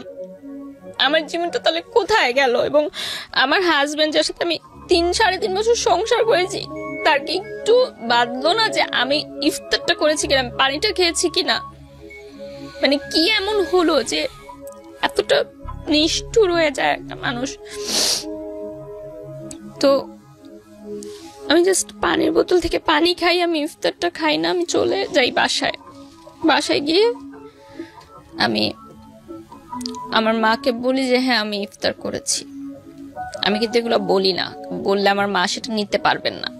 আমি না ছোটবেলা থেকে সবসময় চেয়েছি যে আমার প্রবলেমগুলো আমার মধ্যেই থাকুক, কারণ আমি ছোট থেকে দেখেছি আমার মা অনেক কষ্ট করে আমাদেরকে আয় করে, চাকরি করে, টিউশনি করে আমার ভাইকে আমাকে বড় করেছে, এবং যৌথ পরিবার ছিল, অনেক মানুষ ছিল, সবার মধ্যে থেকে আমাদেরকে ভালো রেখেছেন। তা আমি চাইনি যে এক্সট্রা কোনো হ্যারাসমেন্ট মানে তাকে হোক, তার কোনো চিন্তা হোক আমাকে নিয়ে এক্সট্রা। এই জন্য আমি তাকে কখনো এগুলো শেয়ার করতাম না। তো তারপরে আমি তাকে ফোন দিয়ে বলি যে আমি কি অপরাধ করলাম যে এরকম হয়ে যাচ্ছে। ইন দ্য মিড টাইম আমার স্কুল মানে ইউনিভার্সিটির একটা ফ্রেন্ড আছে, ও চিটাগং এর ছেলে ছিল। আমার শ্বশুর বাড়ি যেহেতু চিটাগং এ, ও আমাকে বলে যে দোস্ত আমার কেন যেন মনে হচ্ছে এখানে বিষয়টা একটু অন্যরকম। হ্যাঁ, আমার মনে হয় কি তুই তো বিয়ের আগে কখনো ওনার সম্পর্কে কোনো মানে হিস্ট্রি জানিসনি। একটা বিয়ের আগে অ্যারেঞ্জ ম্যারেজে ছেলে বা মেয়ের হিস্ট্রি কিন্তু জানাটা খুবই ইম্পর্টেন্ট, যে সে পাস্টে কি ছিল বা কি। সে ফুল পড়াশোনা চিটাগংয়ে করেছে, তারপর ঢাকায় এসে চাকরি করতো। সে আমাকে বলে যে আচ্ছা তুই আমাকে একটু ওনার ইউনিভার্সিটির ঠিকানাটা দে, আমি ওই ব্যাচের যে ছেলে মেয়েরা ছিল তাদের কাছ থেকে একটু ইনফরমেশন নেই যে আসলে সে কেমন মানুষ ছিল, মানে হঠাৎ কি এমন হলো এরকম। একটা অবাক ঘটনা আমি জানতে পারি যে তার আগেও একটা বিয়ে হয়েছিল, মানে এটা তার সেকেন্ড ম্যারেজ ছিল, যেটা সে আমার কাছে গোপন করেছিল। এবং ওই ইউনিভার্সিটিতে ওই ব্যাচের সবাই এটা জানে, এবং চিটাগংয়ে তাকে সবাই জানতো যে সে ম্যারিড। ওই মেয়েটার কথা, এবং ওই মেয়েটার কথা আমিও জানতাম। সে আমাকে বলছিল যে তার এক্স গার্লফ্রেন্ড, তার সাথে জাস্ট প্রেম ছিল ইউনিভার্সিটি লাইফে, সেটা পরে ভেঙে গেছে, কিন্তু সেটা যে বিয়ে পর্যন্ত গড়িয়েছে সেটা আমাকে কিন্তু সে বলেনি। এটা আপনি শুনলেন চারপাশ থেকে, কিন্তু প্রমাণ কি পেলেন? প্রমাণ আসলে কি, আমার মাকে যখন আমি এই ঘটনাগুলো বললাম এবং আমার ওই ফ্রেন্ডও এসে বললো যে আন্টি আমি এগুলো ইনফরমেশন পেয়েছি তার কাছ থেকে, এবং আমাকে যে মেয়েটার নাম বলেছিল আমি কিন্তু ওই ফ্রেন্ডকে নামটা বলিনি, যে আমি বলছি তুই জাস্ট ইনফরমেশন নে। ও ইনফরমেশনটা নিয়ে কিন্তু সেম নামটাই আমাকে বললো। তখন কিন্তু আমি যোগসূত্রটা মিলেছি যে ঠিক আছে, কারণ আমি নামটা তাকে ইচ্ছা করে বলিনি, যে আমি জানতে চাইছি যে সেদিক থেকে কি খবরটা আসে। ওরা যেহেতু চিটাগাংয়ের স্থানীয় ছিল, তো চেনা জানা ছিল ওর। তো আমার ননাসকে ফোন করে যখন আমার মা বললেন যে এরকম একটা ঘটনা শুনলাম চিটাগাংয়ের লোকে মুখে মানুষ বলছে, সে এত উত্তেজিত হয়ে গেল আমার মার সাথে, এবং মানে এত বাজে ব্যবহার করলো, আমার মা টোটালি অবাক হয়ে গেল। এবং সে বললো যে আচ্ছা, আমার মেয়ের নামে যদি আজকে কেউ কোনো কথা বলতো আমি কিন্তু হেসে ঠান্ডা মাথায় কথাটা উড়িয়ে দিতাম। আপনি যত উত্তেজিত হয়ে গেলেন সেটা থেকে আমি আপনার উত্তরটা পেয়ে গেছি যে ঘটনাটা সত্য না মিথ্যা। এবং তার 5 মিনিটের মধ্যে আমার হাজবেন্ড আমাকে ফোন করবে, তুমি পাগল হয়ে গেছো, এই সেই অনেক নানান কথা বলে, যে আমার নামে তুমি মিথ্যা কথা রটাচ্ছ। যাই হোক, বলার পরে আমি তাকে বলি যে ঠিক আছে তুমি ইয়া করো, মানে সেপারেশনের 1 মাস পরের ঘটনা বলছি। 1 মাসের মধ্যে কিন্তু এগুলো হয়েছে, যে রোজার মাসে। তো তখনও রোজা কন্টিনিউ, কিন্তু তো আমি খুব কম খাওয়া দাওয়া করতাম। এর মধ্যে আমি মানে মনে হয়েছে আমার যে আমি আবার কনসিভ করেছি। তো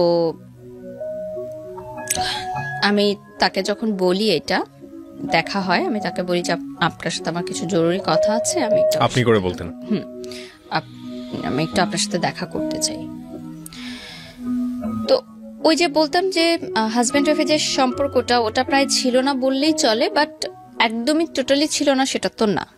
তো কনসেপ্ট যখন আমি করি তখন আমি চিন্তা করি যে এটা আমার মনে হয় আমার হাজব্যান্ডকে জানানো দরকার, যে মানে ডাউট করছি, তখনও শিওর না।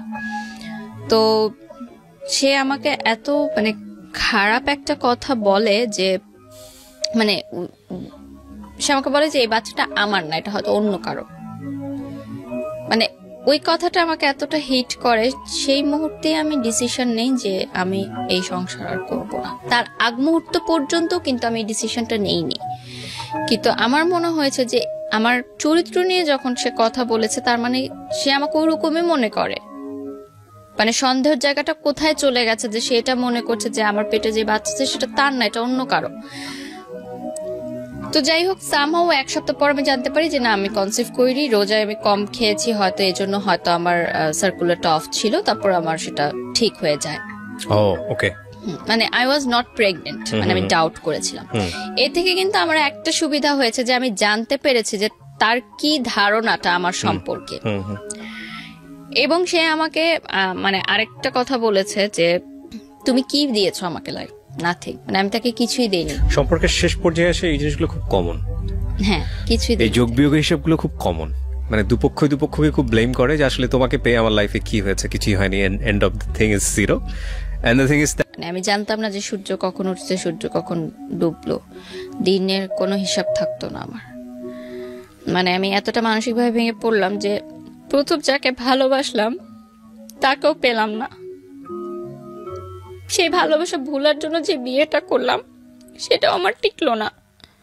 তো এত বছর ধরে, মানে 23 ইয়ার্স তখন আমার মানে হবে, আমি নো অ্যাচিভমেন্ট, আমার কোনো ইনকাম নাই। ওই টাইমটায় কিন্তু আমার ফ্রেন্ডরা অলরেডি ভার্সিটি কমপ্লিট করে মানে অ্যাটলিস্ট কিছু একটা করছে, পার্ট টাইম বা কিছু। আমি সিদ্ধান্ত নিই যে না, এভাবে 5 মাস থাকার পর আমার মনে হয় যে আমি খুব মেন্টালি ডিপ্রেসড, আমি ব্রোক ডাউন, এবং আমাকে মুভ অন করতে হবে। তো আমার যে মালয়েশিয়াতে যে আমার ভাইয়া ছিলেন, উনি আমাকে বললেন যে, এবং আমার ফ্যামিলি থেকেও বললেন যে তুমি বিদেশে চলে যাও পড়াশোনা করতে, it will be better for you, মানে মাস্টার্স করতে। কারণ আমার রিলেটিভসরা বাংলাদেশে যেরকম হয়, রিলেটিভদের হাজারো প্রশ্ন, কি হয়েছে, মেয়ে কেন এখনো বাপের বাড়িতে থাকে, হাজবেন্ড কোথায়, নিজের ঘরের খাবার নাই, অন্যের জিনিস নিয়ে ফ্যামিলি প্রোগ্রামে কেন অ্যাটেন্ড করছে না, হাজবেন্ড ওয়াইফ সহ এভরিথিং। এন্ড আমরা যেহেতু স্থানীয় ছিলাম, সো বুঝতো যে আমার হাজবেন্ড আর বাসায় আসে না এই বাসায়। সো এলাকার মধ্যেও কিন্তু একটা কথাবার্তা শুরু হয়ে গেছিল যে মনে হয় মেয়ের তালাক হয়ে গেছে। তখনও কিন্তু স্টিল আমার ডিভোর্স হয়নি। তো সেই সময়টা আমি চিন্তা করলাম যে আমার হাতে কোনো টাকা নেই, আমি কি করব। তো আমার বললাম যে স্কলারশিপ আমি পেতাম, তো আমার লাস্ট স্কলারশিপে যে টাকাটা আমাকে 3,500 করে টাকা দেওয়া হতো বোর্ড থেকে, সেই টাকাটা আমি তুললাম। তোলার পর আমি মনে করলাম যে আমার মাই বললো আমার ফ্যামিলি থেকে যে নাচের ক্লাসটা আবার কন্টিনিউ করতে। এটা কি মানে তখনও ডিভোর্স হয়নি? না, সেপারেশন চলছে। ওকে। কারণ এইভাবে ঘরে থাকলে তো আমি পাগল হয়ে যাব। আর তখন আমার ভার্সিটি কিন্তু সেমিস্টার শেষ, জাস্ট থিসিস পেপার বাকি, ওটা কিন্তু বাসায় বসেই করতে হচ্ছে আমার। তো নাচের ক্লাস কন্টিনিউ শুরু করলাম। শুরু করার পর তখন আর্নিংটাই আমার কাছে মেইন ছিল। তো বিদেশে যাব পড়ালেখা করতে, এরকম একটা প্রিপারেশন নিলাম। মালয়েশিয়াতে যাব, স্টুডেন্ট ভিসা প্রসেসিং করতে বেশ কিছু টাইম লাগে, সেই টাইমের মধ্যে আমি নাচটা শুরু করি আবার, এবং ফটোশুটও শুরু করি। যে কাজগুলো আমি এর আগে না করে দিয়েছিলাম সেগুলো শুরু করি। একটা কথা এখানে মেনশন করা জরুরি যে সেই সময় মিডিয়ায় কাজ করাটা ইম্পর্টেন্ট ছিল না, আমার জন্য ইম্পর্টেন্ট ছিল টাকাটা। আমার চলতে হবে, আমার টাকাটা লাগবে, এবং আমি স্টুডেন্ট ভিসার জন্য যেই সব প্রিপারেশনের খরচ লাগছে, যাওয়া আসা বা টুকটাক যে খরচ, ওগুলো চাচ্ছিলাম যে আমি দিই। বড় অঙ্কের টাকাটা আমার পরিবার থেকেই দেওয়া হয়েছে, আমার মা যথেষ্ট সহযোগিতা করেছে সেদিক থেকে। তো আমার সেই সময় আমি এমনও দিন গেছে যে 500 টাকার জন্য আমি নাচ করেছি, আমি 1000 টাকার জন্য 20টা শাড়ি পরেছি। মানে that time quality was not a matter, work was not a matter, remuneration was just a number for me. That time আমার বিজি থাকতে হবে, উইচ ইজ ভেরি ইম্পর্টেন্ট, যে বিজি থাকলে আমি ভুলে থাকতে পারবো সবকিছু, এবং আমার আর্নিংও হচ্ছে। সো আমি দেখলাম ভালো, সবাই অনেক ভালো রেসপন্স করছে আমাকে, আমার নাচ নিয়ে ভালো রেসপন্স করছে, শ্যুট নিয়ে ভালো রেসপন্স করছে, আমি ভালো কাজের অফার পাচ্ছি। অবশ্যই অনেক বাজে প্রস্তাবের সম্মুখীন আমার হতে হয়েছে যখন একটা নতুন মেয়ে মিডিয়াতে কাজ শুরু করে, যে কোনো সেক্টর, আমি শুধু মিডিয়ার দোষ দিব না। অনেকেই সেটার মানে বাজে ফায়দা নিতে চায়, যেটাকে বলে হয়তো তারা মিডিয়া রিলেটেডও না, কিন্তু মিথ্যা প্রলোভন দেখায়, সেই প্রলোভনে অনেক মেয়ে ফাঁদে পা দিয়ে দেয়। সেটা আমি অনেকভাবে কাটিয়েছি, কারণ এর আগে আমি জীবনে অনেক কিছু দেখে এসেছি, তো আমি খুব বুঝতে পারতাম জিনিসগুলো। তো এরপর আমার নতুন জীবন শুরু হয় মালয়েশিয়াতে। আমি মালয়েশিয়া চলে যাই পড়ালেখা করতে, মাস্টার্স করতে মিডিয়া অ্যান্ড কমিউনিকেশন নিয়ে। আমার যে ভাইয়াটা ছিল, আমি ডর্মে উঠে গিয়ে আমাদের ইউনিভার্সিটির, আর যেহেতু নতুন দেশ, কিছু চিনি না, সো অবভিয়াসলি উনি হাতে ধরে সবকিছু চিনায়, মালয়েশিয়ার প্রতিটা রাস্তা, রোড, পড়াশোনা কিভাবে করতে হবে। এই ভাইয়াটা কি মানে আপনার এক্স বয়ফ্রেন্ডের best friend, still now best friend ছিল, বাট তাকে নিয়ে আমার কোনো কথা হতো না। জাস্ট জানতাম হ্যাঁ সে ভালো আছে, তার এখনো বিয়ে হয়নি, সে ভালো আছে এবং সে লয়ার হয়ে গেছে। এখানে একটা টুইস্ট হচ্ছে যে মালয়েশিয়াতে যাওয়ার আগে, স্টুডেন্ট ভিসা নেওয়ার আগে, যখন আমি এয়ারপোর্টটা পার হব, আমার কিন্তু পাসপোর্টে আমি মানে সিঙ্গেল করেছিলাম পাসপোর্টটা, তো তার আগে আমার ডিভোর্স দেওয়াটা জরুরি ছিল। আমার ডিভোর্সের লিগ্যাল লয়ার ছিল আমার এক্স বয়ফ্রেন্ড, কারণ দ্যাট টাইম আমি কাউকে চিনতাম না, মানে কোনো লয়ার চিনতাম না, এবং আমি ফ্যামিলিতে বলিনি যে আমি ডিভোর্স সাইন করছি, কারণ আমার ফ্যামিলি বলেছে যে তুমি ডিভোর্স দিও না যতক্ষণ না পর্যন্ত ছেলে ডিভোর্স দেয়। এবং আরেকটা কথা যে আমার দেনমোহর কাবিননামা কোনো টাকাই আমার শ্বশুরবাড়ি বা আমার হাজবেন্ড পরিশোধ করেনি। যাই হোক, ওইটা আলাদা একটা চ্যাপ্টার, কিন্তু আমার কাছে এখানে সবচেয়ে বড় টুইস্টের জায়গাটা হচ্ছে আপনার এক্স বয়ফ্রেন্ড। তো এক্স বয়ফ্রেন্ড কি মানে প্রফেশনালিজমের জায়গাটা থেকে, প্রফেশনালিজমের জায়গা থেকে বলেছে, প্রফেশনালিজমের জায়গা থেকে, কিন্তু সে উইদাউট ফ্রি আমাকে এই কাজটা করে দিয়েছে। ডিভোর্স পেপারস সব রেডি করতে যে টাকাটা লাগে সেটা আমাকে সে ফ্রি করে দিয়েছে, এবং সে অনেকটা গিলটি ফিল থেকে এই কাজটা করেছে হয়তো, কারণ সে সবই তো জানে যে কি কারণে আমি বিয়েটা হয়েছে এবং কি কারণে আমার সংসারটা ভেঙেছে। এবং সে আপনি কি এগুলো শেয়ার করতেন তার সঙ্গে, মানে শেয়ারের মতো জায়গা কি তৈরি হয়েছিল? তার বেস্ট ফ্রেন্ডের সাথে শেয়ার করতাম, তো তার বেস্ট ফ্রেন্ড তার মাধ্যমে জানতো। তো আমাকে, যেহেতু আমার হাতে তখন কোনো টাকা ছিল না, তো ভাইয়া বলে যে তুমি ওর মাধ্যমে করাও এটা, তাহলে তোমার কোনো টাকা খরচ হবে না, আমি ওকে বলে দিচ্ছি, ও সমস্ত কাগজপত্র রেডি করে তোমার বাসায় দিয়ে যাবে, আমাকে কোর্টেও যেতে হবে না, অন্য কোনো লয়ার সেট করলে হয়তো আমাকে কোর্টে যেতে হতো বা কিছু করতে হতো। তো আমার বাসার কাছেই সে একটা রেস্টুরেন্টে নিয়ে আসে ডিভোর্স পেপার, তো আমি সাইন করে দিই। আমি অনেক কান্না করি সেদিন, মানে সে আমার চোখের দিকে তাকাতে পারছিল না, সে জাস্ট বলছিল তাড়াতাড়ি সাইন কর, আমার কাজ আছে, আমার যেতে হবে। মানে আমি সেদিন প্রথম লাইফে এত বছরে তার সাথে মানে একটু লাউড কথা বলেছি যে আমি এখানে ডিভোর্স পেপার সাইন করতেছি আর তোমার এখনো কাজের তারা। তুমি কি বুঝতে পারছো আমার জীবনটা এলোমেলো হয়ে গেছে তোমার জন্য? সে আমার চোখের দিকে তাকাতে পারছিল না, একবারও সে তাকায় নাই, আমার দিকে মুখ তুলেও সে তাকায় নাই, এবং মানে এমন একটা অ্যাটিটিউড করছিল যে সে চিনে না আমাকে, আমি কে। সে একজন লয়ার, আমি তার ক্লায়েন্ট। তো ডিভোর্স পেপার সাইন করার পর আমি মানে বাসার গেট পর্যন্ত ঢুকে আমাদের সিঁড়ি ঘর থেকে আবার দেখা যায় যে সিঁড়ি দিয়ে উপরে উঠছি কিনা। সিঁড়ি ঘরে একটা জানালা আছে, তো আমি জানালা দিয়ে দেখি সে নিচে দাঁড়িয়ে আছে, দেখার জন্য যে সিঁড়ি দিয়ে উপরে উঠছি কিনা উপরে। তো উপরে উঠার পর আমি তাকে ফোন দিই, আমি কি ব্যাপার তুমি তাকিয়েছিলা কেন? কি আমি জাস্ট দেখতে যাচ্ছিলাম তুমি সেফলি ঘরে পৌঁছালো কিনা। মানে সেও বুঝেছে যে এই সিচুয়েশনটা যে একটা মেয়ের হচ্ছে সেটা সেই ঘটনা থেকেই। তখন আপনি তাকে লাভ করেন? লাভ করি, বাট মানে তখন এমন একটা ইয়া ছিল যে সে ফেরত আসলে আমি তাকে কখনো গ্রহণ করব না। বিশাল একটা অভিমান বা পর্দা তৈরি হয়ে গেছে যে এখন এত কিছু হয়ে গেছে, এখন তো আর পসিবল না। ভয়ঙ্কর রকমের একটা কষ্ট, ঘৃণা। হ্যাঁ, স্টিল লাভ করতাম। আরো কষ্টটা ছিল যে যেই মেয়ের কারণে আমাকে ছেড়ে গেল সেই মেয়ের সাথে কেন তাহলে তুই থাকলি না। এটা তো খুশি হওয়ার কথা, হিউম্যান নেচার সেটাই বলে। এটা আমার কাছে বিষয়টা অন্য, যে আমার ভালোবাসার মানুষ যদি আরেকজনের সাথে হ্যাপি থাকে তাহলে আমি চলে যাব, সে হ্যাপি থাকুক। বাট সে যদি হ্যাপি না থাকতে পারে সেখানে আমার প্রবলেম, যে তাহলে তুই আমাকে ছাড়লি কেন। মানে আমি এভাবে চিন্তা করি। তো যাই হোক, আমার মালয়েশিয়াতে নতুন লাইফ শুরু হয় ডিভোর্স দেওয়ার পর, এবং এরকম একটা লাইফ আমি কখনো দেখিনি। আমার প্রথম প্লেনে ওঠা, প্রথম বিদেশে যাওয়া, প্রথম সবকিছু দেখা। By the way, plane journey is very boring. আমি আমার ওঠার আগ পর্যন্ত আমি মানুষকে জিজ্ঞেস করতাম যে প্লেনে উঠছেন কেমন লাগছে, উঠছেন? খুবই বোরিং একটা জার্নি, এর ব্যাপারে কোনো সন্দেহ নাই। এর চেয়ে ভ্যানে চড়া অনেক ভালো, 4-5টা দেখা যায় অ্যাটলিস্ট। ওকে, যাই হোক। তো ফার্স্ট রাতে রঙিন দুনিয়া সবকিছু, মানে খুবই ভালো লাগা শুরু হলো, সব এক্সাইটমেন্ট তো নতুন করে শুরু করেন। তো তার মধ্যে কষ্টটা তো ছিলই। তো ওই যে বড় ভাইয়াটার কথা বললাম, that time he was single, এবং সে কিন্তু ছোট থেকে আমাকে দেখে আসছে যে আমি কিভাবে বড় হচ্ছি, একদম ক্লাস 7 থেকে।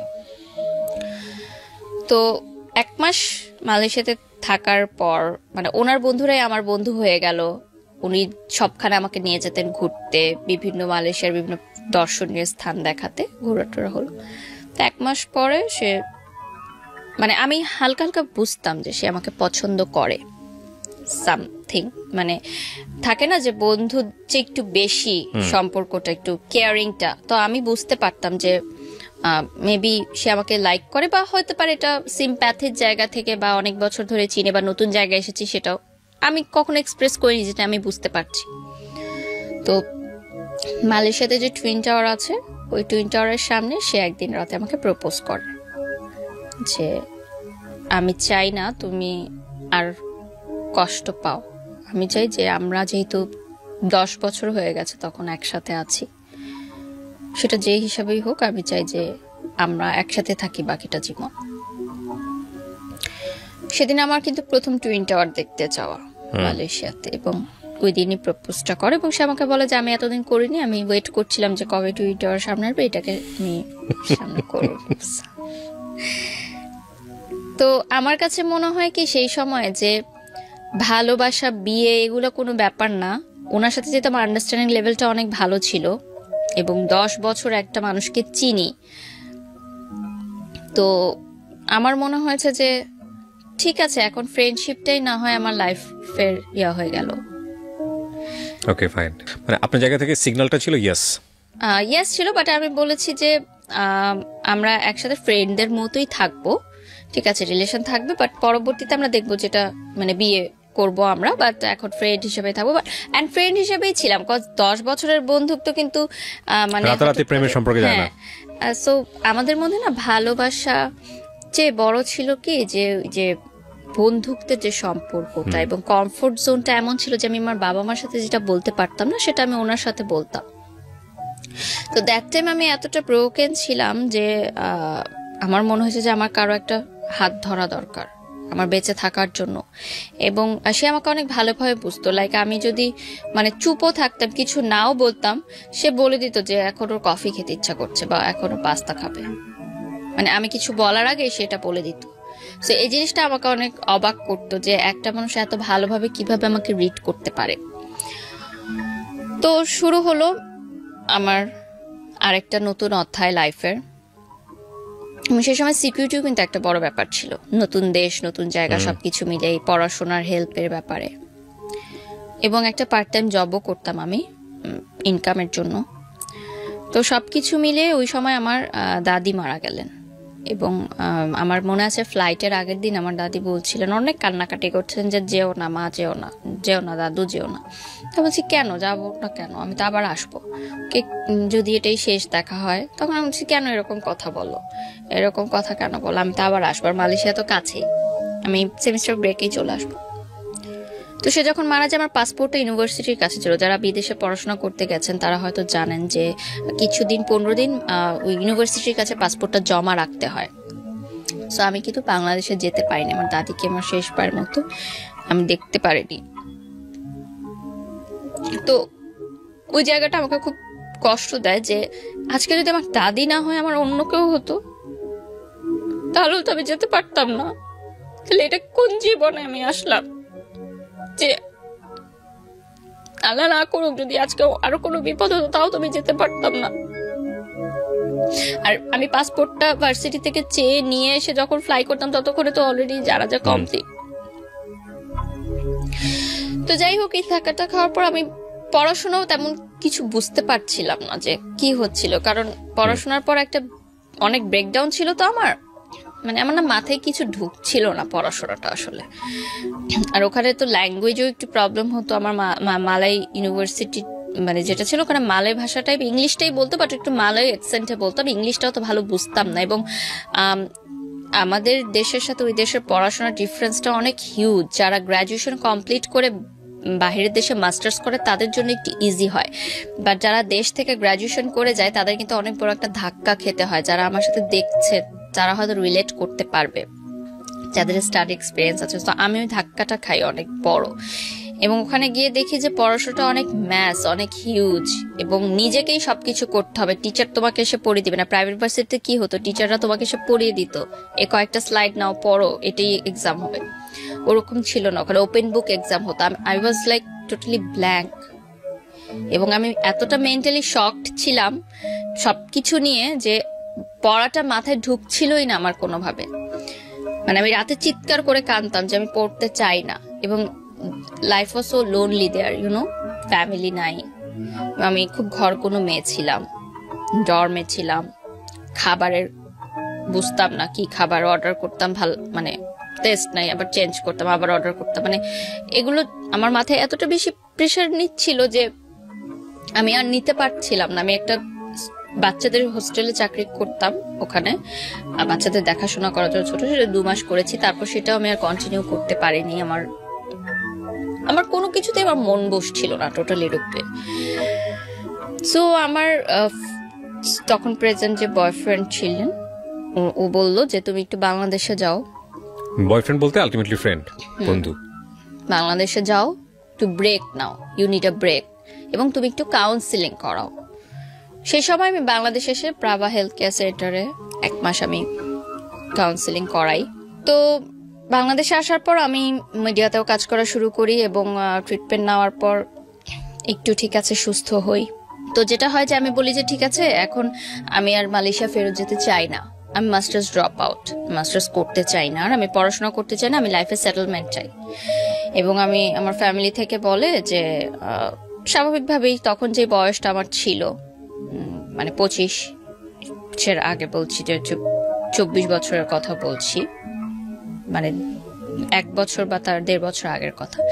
আমি বলি যে আমি কমিটমেন্ট চাই, বাসায় বলো বিয়ের জন্য, কারণ আমি চাই না যে সেকেন্ড টাইম আমার বিয়ে নিয়ে কোনো প্রবলেম হবে। যদি বিয়ে পর্যন্ত না আগায় আমি কন্টিনিউ করব না, এরকম আমার একটা থিঙ্কিং ছিল।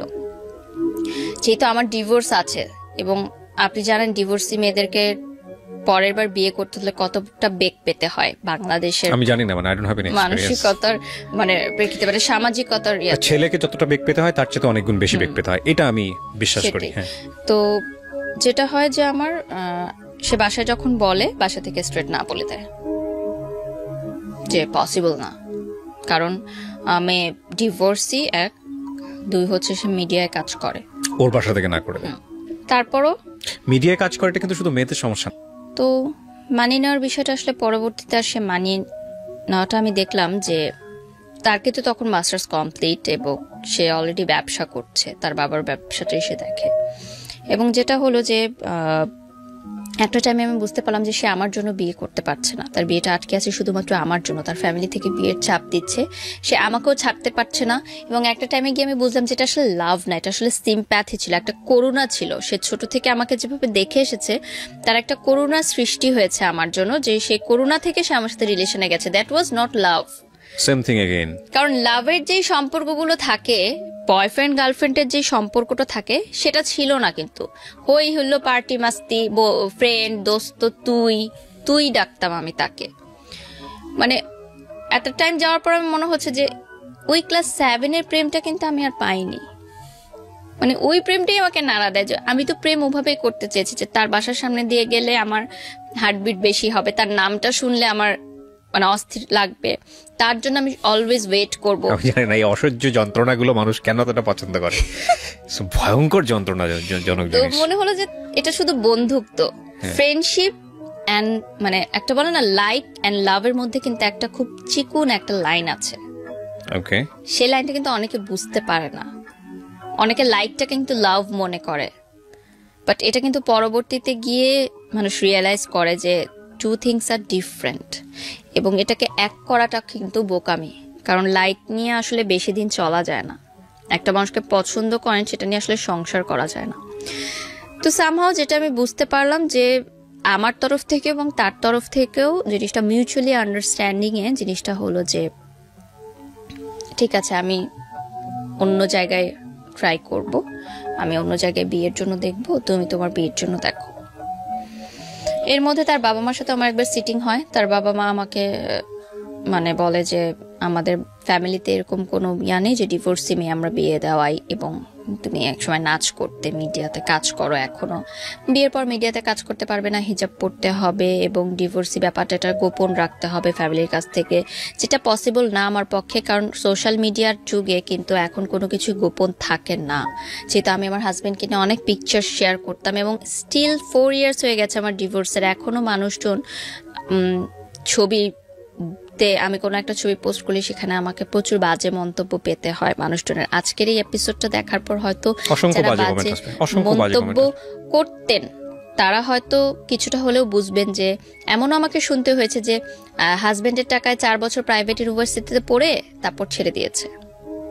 না, আমি যে কথাটা বললাম যে অসংখ্য বাজে মন্তব্য আসবে, বাজে মন্তব্য আসবে, কিছু থাকে না যে বোঝেই না, জাস্ট একটু দেখেছে, দেখেই ওখানেই কমেন্টস করা শুরু।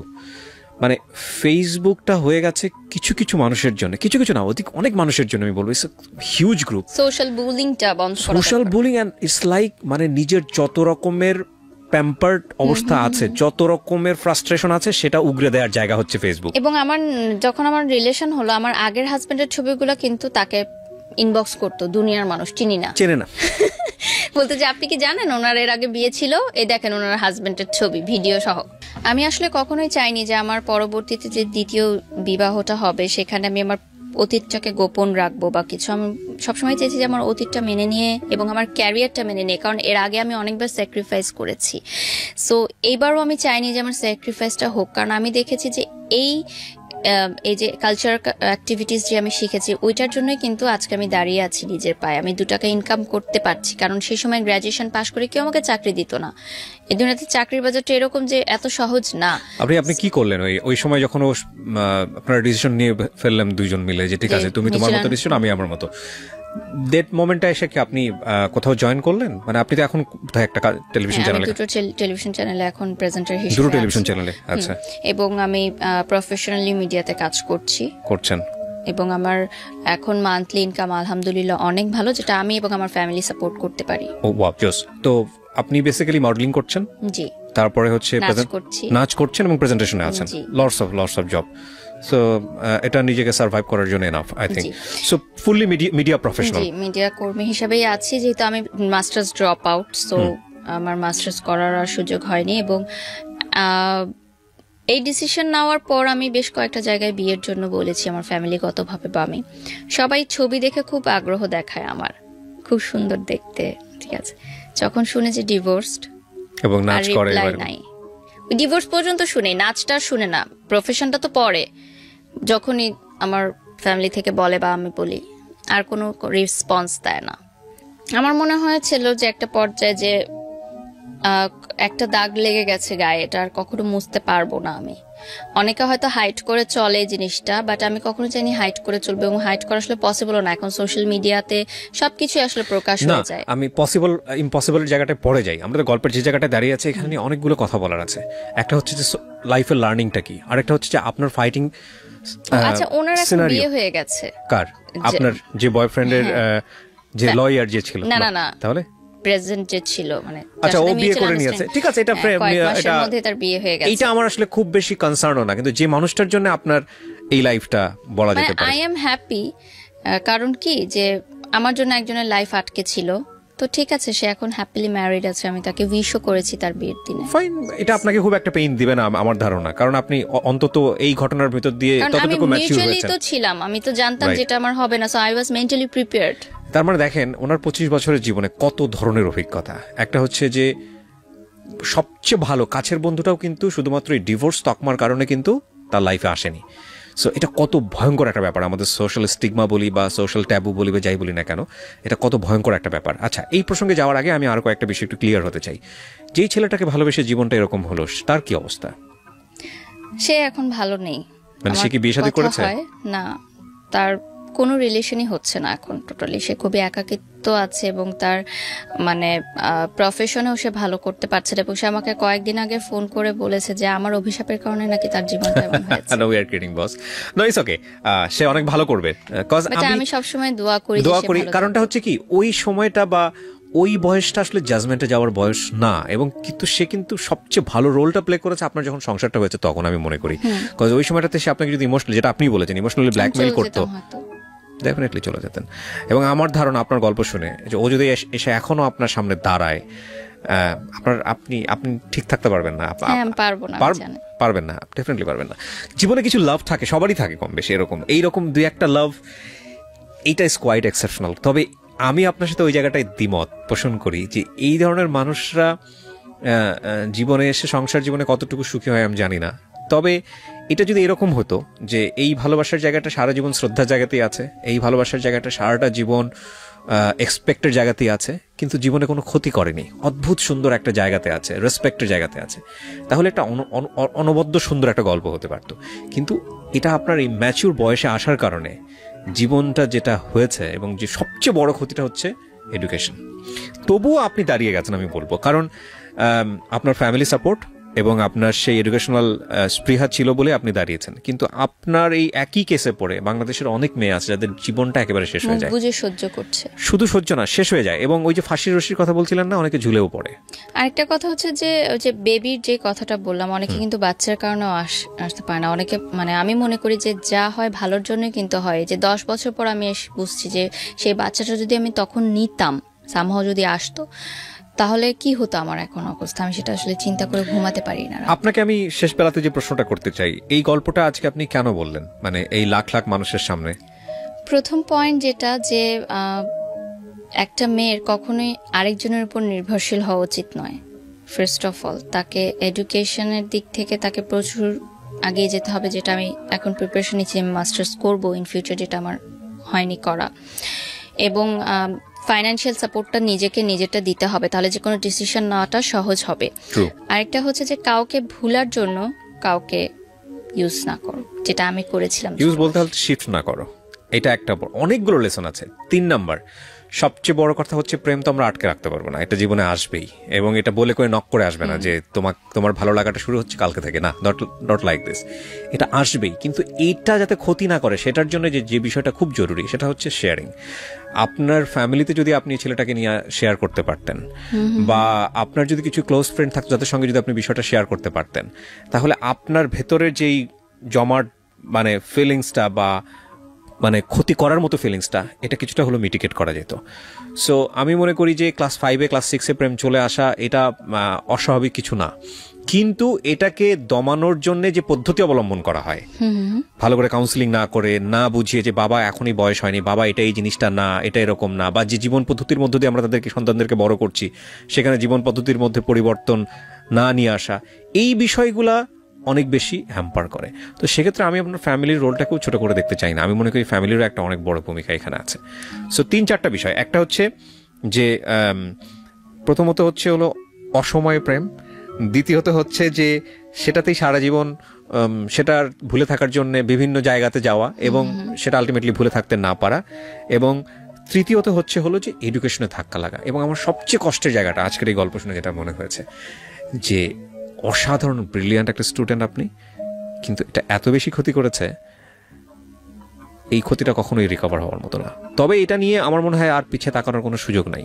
সো আপনি কি চিন্তা করছেন, ভবিষ্যৎ চিন্তা কি এটাই, আপনি পুরোপুরি মিডিয়াতেই থাকবেন এরকম কোনো চিন্তা? হ্যাঁ, মিডিয়া কর্মী হিসেবে কাজ করব, যেহেতু আমার মানে দুঃখের সময় এটা আমাকে মানে দাঁড় করিয়েছে, আমি কখনো এটাকে ছাড়বো না। দর্শক যতদিন আমাকে গ্রহণ করে আমি কাজ করবো, এবং আমার কাজ করতে ভালো লাগে এখন। এবং এখন যেটা চাই যে কেউ মানে মনে হয় যে একটা সময় আমি টাকার জন্য এখানে কাজ করতাম, ডেডিকেশন দিয়ে কাজ করতাম না, প্যাশনের জায়গাটা আমার ছিল না। বাট এখন আমার মনে হয়েছে যে এখন আমি এটাকে মানে প্যাশন হিসেবে ডেডিকেশন দিয়ে কাজ করব। ডেফিনেটলি আমরা গুড উইশ করি। বারিশ, আপনার বারিশ না বারিশা? বারিশা, বাট মিডিয়াতে সবাই ছোট করে ডাকতে ডাকতে বারিশ হয়ে গেছে। আচ্ছা, বারিশা মানে তো বৃষ্টি, বারিশ মানেও বৃষ্টি, সমুদ্র। ও আচ্ছা, তাহলে বারিশাটাই বলি। সো এটা একটা ভালো বিগিনিং আমি মনে করি। তবে এটা ঠিক শেষ বেলাতে এসে আমরা তো সমাজটাকে রাতারাতি পরিবর্তন করতে পারবো না, তবে আমাদের এই সমাজটাও একসময় পরিবর্তন হবে। তবে কোনো সমাজে আসলে সমস্যা বিবর্জিত সমাজ না। আমরা ইউরোপ বা ওয়েস্টার্ন কান্ট্রিতে মনে করি যেগুলো কোনো ব্যাপার না, কিন্তু ওখানে গিয়ে দেখেন ওখানকার সোশ্যাল প্রবলেমগুলো আরো হয়তো বা জটিল। তো এটা আমাদের সমাজে হয়তো এগুলো পরিবর্তন আসবে একটা সময়, এটা আমরা বিশ্বাস করি। তবে এটা ঠিক আমি আমার জায়গা থেকে যেটা মনে করি, যে জীবন যত বেশি অভিজ্ঞতাপূর্ণ সেই জীবন তত বেশি রেসপেক্টেড। আপনি আপনার এই 25 বছরের জীবনে যে অভিজ্ঞতাগুলো পেয়েছেন সেগুলো আপনার নেক্সট 25 ইয়ার্সকে সুন্দর করে দিতে পারে যদি আপনি সেই অভিজ্ঞতাগুলোকে কাজে লাগান। এবং আমি এটাও বিশ্বাস করি যে আপনি আপনার 25 বছরের জীবনের অভিজ্ঞতা যা আপনি আজকে এখানে শেয়ার করলেন, আমাদের সমাজে অনেক মেয়ে এতটা সাহস দেখাবে না, আপনি ডেফিনেটলি সেখানে অনেক ব্রাভো একটা রোল দেখিয়েছেন, এবং সেটা অনেক মেয়েকেই সুন্দর পথ দেখাবে, সঠিক পথ দেখাবে। এবং শুধু মেয়ে, আমি মনে করি পরিবারকেও অনেক সময় সুন্দর পথ দেখাবে যে একটা মেয়েকে কিভাবে বড় করতে হয়। Thank you so much.